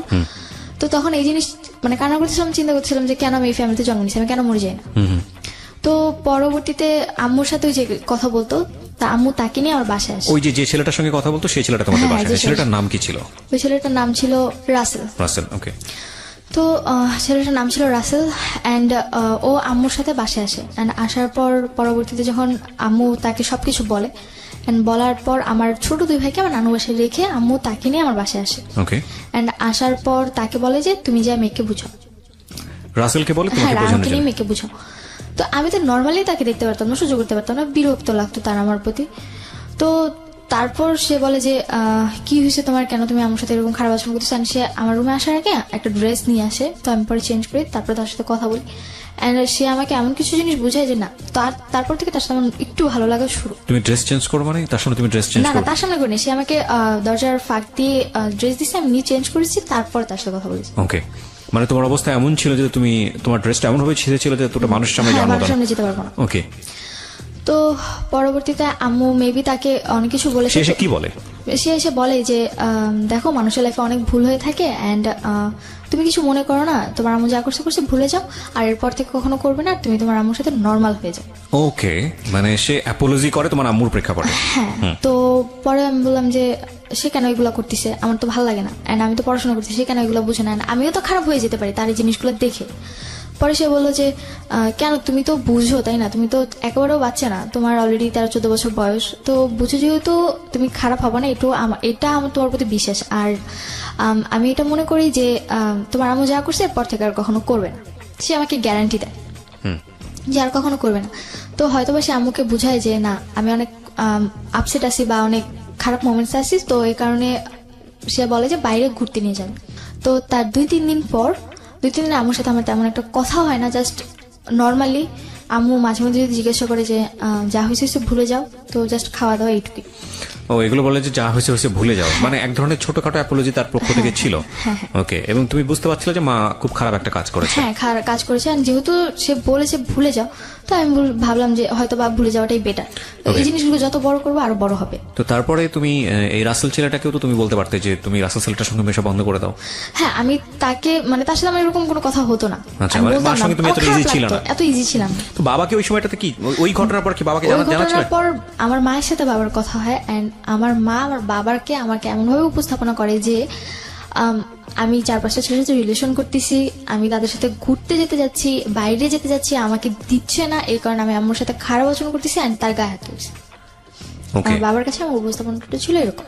ওকে, এটা তুমি পরবর্তী দিকে জেনেছো? এটা আমি পরবর্তীতে জেনেছি। ফাইন, আমি স্টেপ বাই স্টেপ যাই। তারপর কি হলো? তো তারপর 2-3 দিন পর আমাকে চিড়িয়াখানা ঘুরতে নিয়ে যায়, এন্ড হ্যাঁ রাসেল, আমার আম্মু, আমি, আমার ছোট 2 ভাই, তো আমরা সবাই মিলে ঘুরতে যাই। এন্ড ওই দিন যাওয়ার পর আমি আমার আম্মুর সাথে অনেকটা ফ্রি হই, যে না ওই দিন তার আচরণটা অনেক ভালো ছিল, আমার কাছে খুব ভালো লাগে। এন্ড আমি কখনো আমার আম্মুর কান্না সহ্য করি, যাই হোক আমার আম্মু যদি একবার কান্না করে তারপর আমার আর কিছু দরকার নেই। তো পরে রাসেলের সাথে ঘুরতে যাই, এন্ড ওইখানে দেখি যে রাসেল আমাদের ফুল ফ্যামিলিকে খুব ভালোভাবে হোস্ট করতেছে, আই মিন টেক কেয়ার করতেছে, জিনিসটা আমার খুব ভালো লাগে। এন্ড আমার টেক কেয়ারটা খুব বেশি করতেছে। এই ধরনের ব্যাপার কি তুমি তোমার বাবার কাছে কখনো পেয়েছো, যে লাইক তোমার বাবা তোমাদের কোথাও নিয়ে যাও? কখনো কোথাও নিয়ে যায় না আমাদেরকে। আমার যে 13-14 বছর বয়সে আমি কখনো আমার বাবাকে আমাকে মার্কেটে নিয়ে যেতে দেখি। আজকের এই স্টোরিটা is very sensitive story, cause আপনারা বুঝে গেছেন এতক্ষণে যে স্টোরিটা কোন দিকে যাবে। কিন্তু স্টোরি ওই মোমেন্টের জন্য যারা ওয়েট করতেছেন তাদেরকে আমি বলবো যে লিভ দ্য স্টোরি, শোনার দরকার নেই আপনাদেরকে। কজ আজকের স্টোরির লেসনটা একটা মেয়ের বড় হয়ে ওঠা, মেয়ের জায়গাটা একটা ছেলেও হতে পারে, তার বড় হয়ে ওঠা এবং অত্যন্ত গোপনীয় একটা সামাজিক টানাপোড়েন বা ফ্যামিলিগত একটা টানাপোড়েন, সেই জায়গাটাকে তার ব্যক্তিত্ব বিকাশ, সবকিছু মিলিয়ে এটা খুব টাফ অ্যান্ড ভেরি সেন্সিটিভ একটা স্টোরি। এবং এই জায়গাটা থেকে আপনাদের যদি কিছু নেবার থাকে যে না আমি আমার সন্তানকে কিভাবে বড় করবো, আমার সন্তানের সাথে আমার আচরণটা কি হওয়া উচিত, বা সন্তান হয়ে বাবা মার প্রতি আমার কি পরিমাণ রেসপেক্ট দেখানো উচিত, কোন জায়গাটাতে আমাকে প্রাইভেসি মেনটেন করা উচিত, কোন জায়গাটাকে আমাকে এক্সপ্লোর করা উচিত, তাহলে বলতে পারবো আমাদের সিক্রেটটা সার্থক। আর যারা এন্টারটেনমেন্ট হিসেবে নিচ্ছেন যে না কি হয় কি হয় কি হয় দেখার জন্য, প্লিজ লিভ দ্য স্টোরি। বলো তারপর বাইরে ঘুরতে যাই, তার টেক কেয়ারিংটা আমার কাছে খুব ভালো লাগে, যে সে আমাদের উপর খুব ভালো কেয়ার করে, অ্যান্ড তার আচরণটা আমার কাছে খুব ভালো লাগে। অ্যান্ড তারপরে তার সাথে আমি অনেকটা ফ্রি, মানে রাসেলের সাথে আমি অনেকটা ফ্রি কথাবার্তা বলি। তো তখন এপ্রিল মাস, মানে ভ্যালেন্টাইন ডে, তো না এপ্রিল মাস বৈশাখ, পয়লা বৈশাখ। অ্যান্ড পয়লা বৈশাখে সে আমাকে একটা ফুল কিনে দেয়। অ্যান্ড আমার স্কুলে প্রোগ্রাম ছিল, প্রত্যেক পয়লা বৈশাখে আমার স্কুলে প্রোগ্রাম হয়, তো আমি স্কুলে যাব, অ্যান্ড আমার খোপার জন্য ফুল লাগবে, ফুল ছিল না, তো এই কারণে উনি পরবর্তীতে আমাকে যখন ফুল কিনে দেয় আমার কাছে খুব ভালো লাগে। তোমার মা জানতো? হ্যাঁ, আম্মু বলেই কিনে দিয়েছিল। তো তখন আম্মুর সাথে রাসেলের কন্টিনিউ কথা হচ্ছে, তো তোমাদের বাসায় আসা যাওয়া, হ্যাঁ আসা যাওয়া হচ্ছে। অ্যান্ড আমি প্রাইভেট টাইম পাস করে, হ্যাঁ প্রাইভেট, মানে আমি যখন থাকি না তখন আসে, বা আমি যখন ঘুমোচ্ছি তখন এসে কথা বলে, বা আমি যখন রুমে চলে গেছি তখন তাদের মধ্যে একটু ডিস্টেন্স রাখি, যে হয়তো বুঝতে পেরেছি যে আমার এগুলো পছন্দ না তখন। তো পরবর্তীতে তখন এই সময়টা থেকে তুমি তোমার বাবাকে রাসেল সম্পর্কে বলেছো? যে সময়টা তুমি তখনও বলোনি? তখনও বলিনি। এই প্রাইভেসিটা তুমি মেইনটেইন করেছো কেন? সিক্রেটটা তুমি মেইনটেইন করেছো কেন? এই জিনিসটা আমি মেইনটেইন করেছি কজ আমার বাবার সাথে আমার মাসে 2-3 মাসে একবার কথা হতো। 2-3 মাসে একবার? তাও কেমন আছো, ভালো আছো কিনা, এইটুকুই। তার মানে বুঝুন আপনি যে ওর কি পরিমাণ দূরত্ব ছিল ওর বাবার সাথে এবং ওর মায়ের সাথে। বলেন তারপর পয়লা বৈশাখ গেল, এন্ড পয়লা বৈশাখের পর রাসেল আমাকে প্রপোজ করে। প্রপোজ করাটা কিরকম ছিল? প্রপোজ করাটা এরকম ছিল যে ও পরের দিন সিলেট চলে যাচ্ছে, আগের দিন রাতে বাসায় মিট করতে আসে আমার ফুল ফ্যামিলির সাথে। তখন কোথায় থাকতো? ও থাকতো আমার বাসা থেকে 2-3 মিনিট দূরে একটা বিল্ডিং এ থাকতো। ওখানে কি ভাড়া থাকতো? ভাড়া থাকতো। ভাড়া থেকে পড়াশোনা করতো। মেসে থেকে পড়াশোনা করতো। আচ্ছা, এবং ওর বাড়ি কোথায় ছিল? ওর বাড়ি ছিল বরিশাল বরগুনা। বরিশাল বরগুনাতে। এখানে থেকে সে পড়াশোনা করতো, শুধুই পড়াশোনা করতো? শুধু পড়াশোনা। ইউনিভার্সিটিতে পড়তো? হ্যাঁ, তিতুমিরে 3rd ইয়ার পড়তো। তিতুমিরে 3rd ইয়ার পড়তো, ওকে বলো তারপর। তো তারপরে রাতের বেলা যখন সে আসে তখন সে আমার একটাই কথা বলে যে তুমি যদি কিছু মনে না করো আমি তোমাকে কিছু বলতে চাই। পরে আম্মু তখন আবার বাইরে রান্নার রুমে কিছু তার জন্য আয়োজন করতেছিল। তারপরে জি বলেন। তো পরে বলতেছে যে তুমি তো আমাকে মামা বলে ডাকো, বাট কিছু মনে করো না, তোমাকে আমার খুব ভালো লাগে। তো হয়তো ওই জিনিসটা আমার মধ্যে খুব ভালোভাবে বা যেভাবেই হোক একটা করা নাড়ে যে না, কেউ আমাকে সেকেন্ড টাইম আবার প্রপোজ করেছে। ক্লাস 7 এর পরে? হ্যাঁ, 7 এর পর। তারপর সে ওইটা বলে চলে যায়। সে আমাকে বলে যদি তোমার ভালো লাগে তাহলে আমাকে আজকে রাতে অন্তত একটা বারের জন্য হলো ফোন দিও, মানে একটা মিসড কল দিও অন্তত। তারপর আমি সেদিন তার সাথে আমার কোনো কন্ট্যাক্ট নেই, মানে আমি তাকে আর ফোন দিই না। আর আমার ফোনে ওরকম ভাবে ব্যালেন্স ভরাও হতো না যে আমি কাউকে ফোন দিতে পারবো। তো আমি তাকে আর ফোন দিই না। পরবর্তী দিন সে আমাকে ফোন দেয় সিলেট যাবার পর। ওই দিন রাতে তার বাস ছিল, সিলেট চলে গেছিল। তারপর আমাকে ফোন দেয়। বাড়ি আবারও ফিরছি আমাদের সুভার কাছে। হ্যাঁ, সিলেটে গেল। হ্যাঁ, তারপর যখন উনি পরের দিন আমাকে ফোন দিল, তারপর আমাকে বললো যে তোমার কি আমাকে কোনোভাবে ভালো লাগে না যে তুমি আমাকে একটাবার ফোন দিলা না? আমি বললাম যে আমার ফোনে ব্যালেন্স ছিল না, তাই আমি ফোন দিতে পারিনি। তো যখন এই কথা বলি তখন বলে যে থাক, আমার আর কোনো অ্যান্সারের প্রয়োজন নেই, আমি অ্যান্সার পেয়ে গেছি। পরে তার সাথে আমার কন্টিনিউ কথা বলা। তো পরবর্তী দিন থেকে আম্মুর ফোনে দেখি যে যেহেতু আমি রাসেলের সাথে কথা বলছি, তার মানে আমার আম্মুর ফোন যদি ওয়েটিংয়ে থাকে বা কথা বলে, সে আরেকজনের সাথে কথা বলছে। তো পরে আমি রাসেলকে কোশ্চেন করলাম যে আপনি কেন আম্মুর সাথে কথা বলতে? পরে সে বললো যে আমি তো জাস্ট আপা হিসেবে তার সাথে কথা বলতাম নর্মালি, এছাড়া আর কিছুই না। আর আমি আমার লাইফের ব্যাপারে বা আমার ফ্যামিলি মেম্বারের ব্যাপারে কথা বলতাম, আদার্স কিছু না। বললাম যে তাহলে যে আপনি হাতটা ধরতেন এগুলো, সেগুলো তো জাস্ট বোন হিসেবে আমি তার হাত ধরতাম। এটা কি মানে ভালো লাগা বা প্রপোজিং এর একদম প্রিলিমিনারি পর্যায়ে তখনই কি তুমি জিজ্ঞেস করলে এটা এই বিষয়গুলো, নাকি তার আগে জিজ্ঞেস করে? না, আগে তো না, পরে। পরে মানে তোমাকে ভালো লাগার করার পরে? হ্যাঁ, ভালো লাগা প্রপোজ করার পর। তো যখন এই কথাগুলো বলি তো প্রত্যেকটা কথারই মানে এমন একটা অ্যান্সার ছিল যে না, মানে সে এগুলোর ব্যাপারে কোনোভাবে ইনভলভ না। তো তখন রাসেল সিলেটে, তো আমি তো বাড়িতে। তো আমি ঠিক তার 2-3 দিন পর আমি সেম ভাবে রাতে বাসায় ঘুমোচ্ছিলাম। ওই দিন হয়তো বা আমি রাতে কোনো FM শুনতে শুনতে ঘুমিয়ে পড়েছি, আমার রাতে মানে কানে হেডফোন। তো আমার ওই ব্যাপারে আর হুঁশ নেই যে না, আমার কানে হেডফোন দিয়ে আমি ঘুমিয়ে পড়েছি। প্রপোজটা কি তুমি অ্যাকসেপ্ট করেছিলে? এক্সেপ্ট বলতে আমি জাস্ট বলেছিলাম যে আমি ফোন দিতে পারিনি। তো সে বলেছে আমি আমার অ্যান্সার পেয়ে গেছি। তো এখানে আমাদের মধ্যে কেউই কাউকে আই লাভ ইউ যে জিনিসটা থাকে ওটা কেউই কাউকে বলেনি। বাট তোমাদের থেকে কি ভালো লাগা শুরু হয়েছিল? হ্যাঁ, তখন শুরু হয়েছিল। এগুলো পয়েন্ট করবেন প্রিয় শ্রোতা। ওকে, তারপর? তো পরে দেখি যে রাতের বেলা, তখন মেবি রাতের 3:30 কি 4:45 কাছাকাছি এরকম টাইম। তখন দেখি যে আমার কানে এখনো রেডিও চলছে অ্যান্ড ফোনে চার্জ একদম ব্যাটারি লো। তো পরে আমি উঠে ফোনের চার্জারটা আমার রুমে ছিল না, আমি আম্মুর রুমে চার্জার আনতে গেছি। তো আমাদের বাড়িতে কেউই রুম নক করে ঘুমোতো না।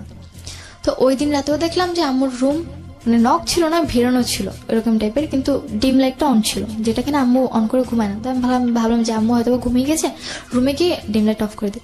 অ্যান্ড আমি রুমে ঢুকে এর আগের বার তো জাস্ট আমার খালুকে দেখেছিলাম, আমি নক করার পর তারা গেট খুলে।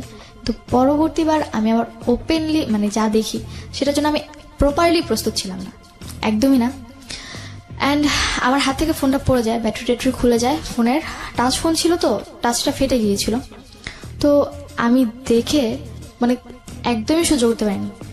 দরজাটা আম্মুর রুমের দরজাটা জোরে মানে আটকে দিয়ে আমি আমার রুমে এসে দরজা আটকে মানে কি করবো তখন, মানে বাঁচবো না মরে যাবো সেটা চিন্তা করতেছিলাম। মানে কি ছিল বিষয়টা? বিষয়টা ছিল যে আমাদের যে বাসার গলিটা, ওই গলি প্রথম ঢুকতেই একটা বাড়ি থাকে, ওই বাড়িতে একটা ছেলে থাকতো। তো ও আবার মার্কেটে জব করতো। তো ওর সাথে নাকি আমার কথা আগে থেকেই মোটামুটি ছিল। এন্ড সেদিন আমি স্টোরি জানতে চাচ্ছি না, তুমি আনএক্সপেক্টেড কাউকে ওখানে দেখেছো? হ্যাঁ, আনএক্সপেক্টেড, মানে আমি নর্মালি তাকে ওরকম ভাবে চিনতাম না। যে যাকে দেখলে তুমি ওই রাতের পরে তাকে চিনেছো না তার আগে তুমি তাকে চিনতে? পরে চিনেছো। সো ওকে, আমি সিচুয়েশনগুলো জানি। তারপরে তোমার রুমে আসার পরে কি হলো? তো আমি আমার রুমে এসে দরজা আটকে দিই এন্ড পরবর্তীতে আম্মু ড্রেস আপ চেঞ্জ করে পরে আমার রুমে এসে নক করতে থাকে, আর ওই লোকটা ওখান থেকে চলে যায়। তো আমি রুমের দরজা খুলি না। তখন আমি কি করবো, আমার জাস্ট একটাই চিন্তা যে আমি মানে খুব কান্না করতেছিলাম। আমি চিন্তা করছিলাম যে কেন আমি এখনো এই জিনিসগুলো দেখার জন্য আমাকে পুরো বাড়িতে কোনো পুরুষ মানুষ থাকতো না? না, কোনো পুরুষ মানুষ থাকতো না। ওকে, তো আমাকে আল্লাহ কেন বাঁচিয়ে রাখছে বা আমি কেন বেঁচে আছি। অ্যান্ড তখন চিন্তা করলাম যে থাক, বেঁচে থাক এইগুলো দেখার চেয়ে মরে যাওয়াটা বেটার। তো তখন রাসেলের সাথে আমার ওরকম কথা নেই, বিকজ সিলেট যাবার পর জাস্ট ওই ফ্রি টাইম যখন হতো তো মানে ঘুরতে যেত, এই কারণে কথা বলতে পারতাম। সিলেটে সে কেন গিয়েছিল? তার বাড়ি তো সিলেট বরিশালে। গিয়েছিল, বাড়ি না তার, সিলেট গিয়েছিল তার মেঝো ভাই ওখানে থেকে জব করতো, তো মেঝো ভাইয়ের সাথে দেখা করতে গিয়েছে। তখন রাসেল কোথায়? সিলেটে। সিলেটে। ওকে। তো কি করবো বুঝতে পারতেছিলাম না, মানে মাথায় কোনো কাজই করতেছিল না। পরে আমি মানে চিন্তা করলাম যে আমি সুইসাইড করে ফেলি, আমার বাঁচার কোনো দরকার নেই।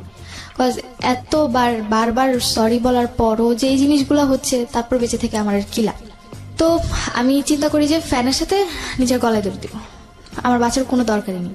আর যেখানে বাবার সাথে আমার অতটা মানে কথাবার্তা নেই, আমি কাউকে আমার কথাগুলো শেয়ার করতে পারতেছি না, আমার তেমন কোনো ফ্রেন্ডসও নেই, আমার স্কুলে অতটা যাওয়া হচ্ছে না, আর বাসায় এরকম সিচুয়েশন, তো একটা মেয়ে সিচুয়েশনে থাকলে কি করে আমি কোনোভাবে অ্যাকসেপ্ট করতে পারতেছিলাম না। তো আম্মু অনেকবার, অ্যান্ড আমার মানে অলরেডি ফ্যানের সাথে দড়ি মানে আমার ওনা বাঁধাও শেষ, অ্যান্ড আম্মু প্রচুর নক করতেছিল যে আম্মু হয়তো ভয় পাচ্ছিল যে আমি যদিও কিছু করে ফেলি। তো পরে আম্মু মানে নক করতে করতে সে একটা পর্যায়ে আমাকে এটা বলে ফেলে যে তোর যদি মরার ইচ্ছা থাকে আমার বাড়িতে না মরে আমার বাড়ি থেকে চলে যায় মর, কজ তুই যদি আমার বাড়িতে মরস পুলিশের সাথে আমার এই ধরবে যে হয়তোবা আমার কোনো কারণে তুই মরতেছিস, তার তোর যদি মরার ইচ্ছা থাকে মরার অনেক জায়গা আছে, তুই যেমন এমনকি এমনভাবে ইন্ডিকেট করে বলছে তুই তো সাঁতার জানোস না, হাতে ঝেলে যাও ওখানে গিয়ে ঝাঁপ দিয়ে পানিতে গিয়ে মরে যা। আরো বেশি খারাপ লাগছিল যে কি বলছে এগুলো। দেন হাউ মাচ মানে ডেসপারেট শি ইজ। আমি জানি না কোনটা সত্য কোনটা মিথ্যা, কজ সেটা জাজমেন্ট করার অধিকারও এই শোন নাই, এবং সেটা করা সম্ভব না, কারণ it's not an investigative show. But এগুলো একটা ফ্যামিলিতে যদি হয় কি অবস্থা দাঁড়াবে, এবং মানে যে পক্ষর কথা বলছে সে পক্ষ কতটা ডেসপারেট এই বিষয়টাতে, ভয়ানক। বলুন তারপর আম্মু এরকম কথা যখন বারবার বলতেছিল তখন এতটা রাগ হলো নিজের ভিতর যে না, মরে গেলে তো মরেই গেলাম, মরে গেলে না কেউ আমার ব্যাপারে কিছু জানলো বা আমি না কাউকে কিছু বলতে পারতেছি না, আমি আমার মাকে ভালো করতে পারতেছি, তো আমি মরে গিয়ে কি করবো? তার চেয়ে ভালো মানে যতটুকু মানে তখন মনে হচ্ছিল যে না আমি একটা যুদ্ধের ময়দানে চলে এসেছি, আমাকে ফাইট করে বাঁচতে হবে। এখন যদি আমি ফাইট না করতে পারি তাহলে আমাকে কেউ মেরে ফেলবে। ক্লাস 9-এ বড় তখন আমি ক্লাস 9-এ, আর মাঝামাঝি সময় মানে জুন জুলাই এরকম। পড়াশোনা করতে পারতে? পড়াশোনা বলতে আমার ওরকম পড়াশোনা হতো না, পরীক্ষার আগে রাতে যদি একটু পড়তাম তা ওই অবধি হতো। তোমার গ্রুপ কি ছিল? আমার গ্রুপ ছিল কমার্স। ওকে। অ্যান্ড ছোটবেলা থেকেই মানে আমার আম্মু যেটা বলতো যে আমার বেশি পড়ার প্রয়োজন হতো না, যদি আমি অল্প পড়তাম তাহলে আমার মানে সিলেবাস কভার হয়ে যেত। তো কি করবো বুঝতে পারতেছিলাম না। পরে আমি গেট খুললাম, অ্যান্ড গেট খুলে আম্মু দেখে যে মানে ওড়নাটা ফ্যানের সাথে বাঁধা। পরে আম্মু আমার হাত ধরে মানে চুলের মুঠি ধরে আমাকে তার রুমে নিয়ে গিয়ে ধাক্কা মারে, অ্যান্ড কি বলে ওয়াইড্রপ যে থাকে সেটার সাথে লেগে আমার কপালটা কেটে যায়। অ্যান্ড যখন আমার কপাল কেটে যায় তো পরে বলে যে তোর যখন এতই মরার ইচ্ছে এখানে কেন তুই মরবি, তুই বাইরে গিয়ে মর, তোর দরকার নেই এখানে থাকার বা এখানে বাঁচার। তো এই কথাগুলো যখন বলতেছিল খুব খারাপ লাগতেছিল। অ্যান্ড পরবর্তীতে সে আমাকে বেলুন নিয়ে মারতে শুরু করে, অ্যান্ড আমি লাস্ট অব্দি সহ্য করতে না পেরে তার মানে সে যেমন আমাকে মারছে আমিও তাকে মারছি। হ্যাঁ, গায়ে হাত তুলছি লাস্ট অব্দি, বিকজ আমার সহ্য করার ক্ষমতা নেই। বিকজ এখন যদি আমি গায়ে হাত না তুলি তো হয় আমি মরে যাব, আর তা না হলে মানে কোনো একটা কিছু করে ফেলবো অঘটন। তো তার চেয়ে ভালো দেখি কি হয়। তো আমি তার গায়ে হাত তুলি, অ্যান্ড লাস্ট আমি তাকে মানে জাস্ট মানে যে ডাল ঘুটনি ছিল ওটা দিয়ে তার পায়ে দুটো বাড়ি দিই, এর বেশি আর কিছু করি না। অ্যান্ড এই জিনিসটা সহ্য করতে পারে না। ওই রাতে আমার মামাদেরকে, আমার খালামুনিকে, আমার নানুকে ফোন করে আম্মু ডাকায় আনে যে দেখো তোমাদের মেয়েগুলা কি করতেছে। তো পরে মামার সবাই আসলেন, আমার তো মাথায় একদমই সেন্স নাই বলতে গেলে। এরকম আমি সবার সামনে চিৎকার করে বলতেছি আমার কি দোষ দেখতেছো তোমরা, আমি কি করছি, আমি গায়ে হাত তুলে দোষ করছি? তাহলে ও যে রাতের পর রাত ছেলে এনে বাসায় থাকে, লোক এনে বাসায় থাকে, এটা কি ওর দোষ না? তুই তো করছিস। হ্যাঁ, তুই তো করে বলছি। তো পরে মামারা বলতেছিল যে এই মেয়ে তো পুরো খারাপ হয়ে গেছে, এর তো মানে মামাদের কথা এরকম ছিল যে আমি পুরোপুরি খারাপ হয়ে গেছি, অ্যান্ড মায়ের নামে আজে বাজে কথা বলতেছি, সে যাই অন্যায় করুক না কেন সে আমার মা। কিন্তু আমার মাথায় তো ওটা নেই যে না সে আমার মা, সে কেন অন্যায় করছে, আমার কথা এটা কেন করবে, এইটুকু আমার মাথায় ছিল। এন্ড মামার আমার সাথে প্রচুর খারাপ আচরণ করতেছিল। তুমি যেগুলো বলছো সেগুলোকে তারা একদমই বিশ্বাস করতেছে না। এন্ড পরবর্তীতে মামারা বলতেছে যে তুই কোনো কথা বলিস না, ওরে মানে পুলিশদের ধরে দে। মানে আমার এক বড় মামা ছিল যে সে বলতেছিল যে ওকে পুলিশদের ধরা দে, বল যে মাকে খুন করতে গেছে, পুলিশদের ধরা দিলে দেখবি এমনি জেলের ভাত খেয়ে ঠিক হয়ে যাবে। আবার নানু বলতেছিল যে এত কিছুর দরকার নেই, তাবিজ করে রাখ, দেখবি যে তুই যা বলবি তাই শুনবে। এরকম উল্টাপাল্টা কথা বলছিল। তখন তো আমার মাথায় আরো রক্ত যে আমি একটা প্রবলেমে পড়ে তাদেরকে এই জিনিসগুলো বলতেছি, অথচ তারা আমার সাথে এত খারাপ কেন? নোবডি লিসনিং ইউ, তারা আমার তোমাকে কোনো কেউ কথাই কেউ শুনছে না। মানে আচ্ছা। আমি বলতে গেলে কোনো ফেল না একটা মানুষ, মানে আমি যা বলছি সবই বানোয়াট বলছি, কোনো সত্যি কথা বলছি না। খুব ক্রিটিক্যাল সিচুয়েশন প্রিয় শ্রোতা। এখানে যদি কেউ শুনেও সমাধানটা কি হবে, খুবই ক্রিটিক্যাল। একটু চিন্তা করবেন, আপনারা আপনাদের জায়গা থেকে হয়তোবা মার দিকে আঙ্গুল তুলছেন, হয়তোবা কি তাই তুলছেন, আমি ডেফিনেটলি শিওর। কিন্তু মা আর মেয়ের সম্পর্ক, তো যেটাই হোক না কেন মা আর মেয়ের সম্পর্ক, এই জায়গাটা কিন্তু একটা সমাধানের জায়গায় আসতে হবে। এবং এটার সমাধানটা কি? কজ এমন একটা হসপিটালিটি সম্পর্ক গ্রো করেছে দুজনের মধ্যে, এবং এত ভয়ানক একটা রিজনে যেখানে সমাধান দেওয়ার মতো কেউ নেই, এবং পুরোপুরি ওর পক্ষে কেউ নেই, সবাই নিচ্ছে ওর মায়ের পক্ষে। সেটাই হয়তোবা তাদের জায়গা থেকে স্বাভাবিক ছিল। এবং এটা আসলে কোন জিনিসটাকে কাটবে, পক্ষ নিলেই বা এটা সমাধানটা কি হবে? মানে এর চেয়ে ডিফিকাল্ট মোমেন্ট মার লাইফেও কখনো এসছে কিনা জানি না, এবং ওর লাইফে তো অফকোর্স আমি জানি না শেষ পর্যন্ত সেটার কি হয়েছে। তবে যারা আজকের এই গল্পটা শুনে অনেকে বিশ্বাস করতে পারছেন না, তাদেরকে আমি বলবো আপনি নিশ্চয়ই পত্রপত্রিকা পড়েন, আপনি নিশ্চয়ই লাস্ট 2-4-5 বছরের ঘটনা যদি একটু পেছন দিকে যান, এইরকম একটা প্রেমের সম্পর্ক এবং অবৈধ সম্পর্কের কারণে নিজের ছেলে মেয়েকে মেরে ফেলেছে, এবং নিজের ছেলে মেয়েকে মেরে পত্রিকা শিরোনাম হয়েছে, হেডলাইন হয়েছে, এরকম অসংখ্য ঘটনা আপনি পাবেন। সো এতটা অবাক হওয়ার কিছু নাই। রেডিওতে ফর দ্য ফার্স্ট টাইম আমি বলি যে এইরকম একটা ডেসপারেট স্টোরি উঠে আসতেছে, আমরা চেষ্টা করতেছি এটার সমাধান খোঁজার জন্য। সুভার কাছে আমি আবারও যাচ্ছি। সুভা, তারপর কি হলো? তারপর ওই দিন রাতে পরে মামারা আমাকে উল্টাপাল্টা কথা বলে, অ্যান্ড পরবর্তীতে মামা বলে যে আমার রুমে আমাকে দিয়েছে, অ্যান্ড বলে যে তুই এই রুম থেকে বের হবি না, তুই যদি রুম থেকে বের হস তাহলে সত্যি সত্যি তোকে আমি পুলিশে দিয়ে দিব। এরকম কথা বলতেছিল। পরে আমি আমার রুমে চলে যাই, আমি আর কিচ্ছু বলি না। মামারা পরে চলে যায় রাত। পরের দিন সকালবেলা আমার আশেপাশের মানুষের যে রাতে চিৎকার চেঁচামেচি হয়েছে, তো ওগুলো শুনছি। তো পাশের বাড়ির কয়েকজন আসছেন, মানে 3-4টা নানু আসছে। ওরা জিজ্ঞেস করলো যে কি হয়েছে। তো আম্মু আবার সকালবেলায় মানে এর আগের বারের মতো গেটে তালা দিয়ে চলে গেছে নানু বাসায়। পরে আমি সবাই বললাম যে এরকম কাহিনী হয়েছে। পরে বলতেছে তাহলে তো বাবাকে জানা। তো আমি তাদের কাছ থেকে ফার্স্ট ইন্সপিরেশন পাই যে না, আমি আমার বাবাকে জানাবো। কারা এটা বলে? আমার পাশের বাড়ির লোকেরা, আমার প্রতিবেশীরা। তো পরে আমি বাবারে ফোন দিই। তো এর আগেই নাকি আমার আম্মু উল্টাপাল্টা অনেক কথা আমার বাবারে বলে, যেটা তুমি অনেক আগে আমাকে বলেছো। হ্যাঁ। তো পরে আমি যখন বাবারে ফোন দিই, মানে বাবার ডিরেক্টলি নাম্বার, আমার বাবার মুখস্থ ছিল নাম্বার, তো আমি ওই নাম্বারে ফোন দিই। পরে আব্বু আমার ফোন প্রথম কয়েকবার রিসিভ করে, তো আমার কাছে টাকা ছিল না, তো যার কারণে বাইরে ফোন দিলে টাকা বেশি কেটে নেয়। তো পরে আমি আমার নানুর কাছ থেকে, মানে যে পাশের বাড়ির নানু ছিল তার কাছ থেকে 100 টাকা নিয়ে আমার ফোনে লোড করিয়ে তার ফোন দিই। তো এর মধ্যে আমার রাসেলের সাথে কোনো কথা নেই, মানে রাসেলের সাথে আমার কোনো কথা হচ্ছে না টোটালি। তো পরে বাবা আমাকে পরে নেট নাম্বার দিয়ে ফোন দিয়েছে, কি হয়েছে, কেন তুমি এত পাগলামি করতেছো, কেন তুমি তোমার মায়ের গায়ে হাত তুলছো, তুমি কি আমার মেয়ে? আমার বাবা আবার হাজি মানুষ ছিল, উনি 2 বার বড় হজ করেছে আর 18-19 বার ওমরা করেছে। ওকে। তো তার কাছে ছিল এরকম যে আমি পর্দাশীল ভাবে চলবো, আমি কেন মায়ের গায়ে হাত তুলছি, কেন উশৃঙ্খল হয়ে গেছি, কেন ছেলেদের সাথে বাইরে ঘুরতে যাই, অথচ এগুলো কিছুই না। মানে ফোন দিয়ে যে কথাগুলো বলছে, মানে ওগুলো পুরোপুরি অবাক করা ব্যাপার। বলছে তুমি রাত করে, তোমার কি এটা নিজের বাড়ি যে তুমি রাত করে তোমার নিজের আরেকজনের বাড়িতে তুমি লোক নিয়ে আসো? মানে আমি মনে হচ্ছে আকাশ থেকে পড়লাম, আমি বাসায় লোক নিয়ে আসছি মানে কি? পরে বলতেছি যে তোমার মায়ের সাথে আমার কথা হচ্ছে, তোমার মা আমাকে সব বলছে। ভাবলাম যে তুমি আমার কথাটা শুনবে, আমার কথাটা শুনবে না। পরে বাবা বলছে যে কি বলতে চাও তুমি বলো। পরে আমি বললাম যে এরকম এরকম ঘটনা হয়েছে, আমি কাউকে আনিনি, এর আগে একবার লোক আনছে, এবার একবার লোক আনছে। তখন আমার মেজাজ খুব গরম ছিল। রাসেল আমার বয়ফ্রেন্ড বা আমার সাথে রিলেশন কিনা এত কিছু সেন্স আমার ছিল না। তুমি রাসেলের নামটা বলেছো? হ্যাঁ, আমি রাসেলের নামটা বলে দিয়েছি যে ও কিন্তু ওর সাথেও কথা বলে। এখানে 3টা মানুষের নাম অলরেডি উঠে আসছে। তারপর আম্মু বলতে, মানে আব্বু আমাকে বলতেছে যে এগুলা কিছুই না, সব ব্যাপারে আমি জানি, তোমাদের এই বয়সে মেয়েরা যে কত খারাপ হতে পারো ওই ব্যাপারে আমার জানা আছে। এই কথা বলে ফোন কেটে দিছে। পরে আমি ফোন দিচ্ছি আর ফোন রিসিভ করেনি, ফোন পিকও করেনি। পরে মানে আম্মু বাসায় আসতেছে, বাসা থেকে এসে খাওয়া দাওয়া করতেছে, মানে আমার ভাইদেরকে নিয়ে আবার চলে যাচ্ছে, কিন্তু আমাকে বাসায় ঢুকতে দিচ্ছে। কোথায় যাচ্ছে সে? নানু বাসায় চলে যাচ্ছে। বাসাটা বাইরে থেকে তালা দাও? তালা দিয়ে চলে যাচ্ছে। তুমি কোথায় তখন? আমি বাইরে। ওকে বাসার ভিতরে ঢুকতে দিচ্ছে না। তোমার নানুর বাড়ি কত দূর ছিল বাসা থেকে? আমার বাসা থেকে 8-9 মিনিটের রাস্তা। ওকে। তো আমাকে বাসায় ঢুকতে দিচ্ছে না। এন্ড ঢাকার কোন এলাকার ঘটনা এটা? এটা বাড্ডা এলাকা। বাড্ডা, ওকে। পরে এর মধ্যে তো তার আগের দিন রাতে আমার মামারা নানুরা এসে আমাকে অনেক কথা বলে গেছে, বলে গেছে আমি যেন টোটালি তাদের বাড়িতে না যাই। আমার মামা নানুদের কথা এরকম ছিল, যদি আমি ওই বাড়িতে যাই যে আমার মামা তো বোনরা আছে, আমারটা শিখে নাকি তারা খারাপ হয়ে যাবে।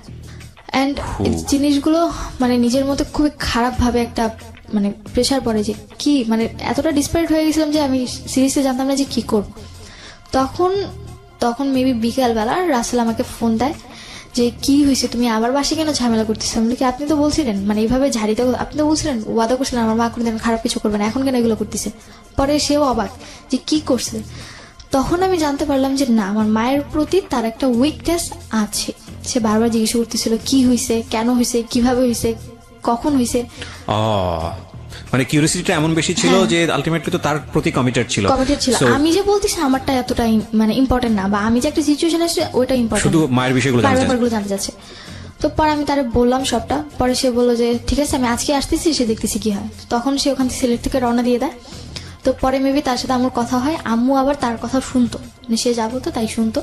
তো পরে রাতের যখন 10টা বাজে, বাই দ্য ওয়ে একটা কোশ্চেন আমি বোধহয় ছেড়ে যাচ্ছি, যে ছেলেটার সাথে এই সম্পর্কটা বা আগের যে ছেলেটাকে নিয়ে তুমি এটা বললা, তাদের ফ্যামিলিতে তুমি চাইলে জানাতে পারতা? তাদের ফ্যামিলিতে জানাতে পারতাম চাইলে, কিন্তু আমি কি করে জানাবো? আমি তো তাদের ফ্যামিলির সাথে অতটা ইন্ট্রোডিউস না। আর আমার কথা আমার ফ্যামিলির কেউই বিশ্বাস করতেছে না, তাদের ফ্যামিলি কি করে বিলিভ করবে? এক্স্যাক্টলি। তুমি তো যখন তোমার মা সম্পর্কে কমপ্লেন গুলো করছো, নিশ্চয়ই কে এসেছিল রুমের মধ্যে সেটা তুমি জানতা, তো তাদের কথা নিশ্চয়ই তুমি তোমার ফ্যামিলিকে বলতেছিলা, তোমার নানুকে বলতেছিলা, সবাইকে বলতেছিলাম। তখন তারা রেসপন্স? কেউই বিলিভ করতেছিল না। তাদের কথা ছিল এটাই, আম্মু বলতেছে আমি রাতে ঘুমোচ্ছি, ও কার সাথে ফোনে কথা বলছে, ওর মাথা বেরিয়ে গেছে, সে আমার সাথে খারাপ আচরণ করছে। How it is possible? মানে যখন তুমি কোন একটা সিচুয়েশন বলতেছো এবং সেই সিচুয়েশনের জন্য কে দায়ী সেটাও তুমি বলতেছো, তখন তো তাদের উচিত ছিল যে ওই ছেলেটাকে ডেকে নিয়ে আসা, বা ওই যার এগেইনস্টে কমপ্লেইন তাকে ডেকে নিয়ে আসা। আমি এটাও বলছিলাম যে তুমি বিশ্বাস না করে তাকে ডেকে নিয়ে আসো, যে একটু আগে আমার বাসায় ছিল। যখন এই কথাগুলো বলতেছি তখন বলতেছি যে দেখছেন মানে আম্মু আমার মামাকে এভাবে বলতেছিল যে দেখছেন কতটা খারাপ হয়ে গেছে, এখন আউটলুক আনে আমার দিয়ে মানে আমার ফাঁসাইতে যেতেছে, এরকম কথা বলতেছে। ও গড, মানে মানুষের মতো একটু হলো সন্দেহ হওয়া উচিত।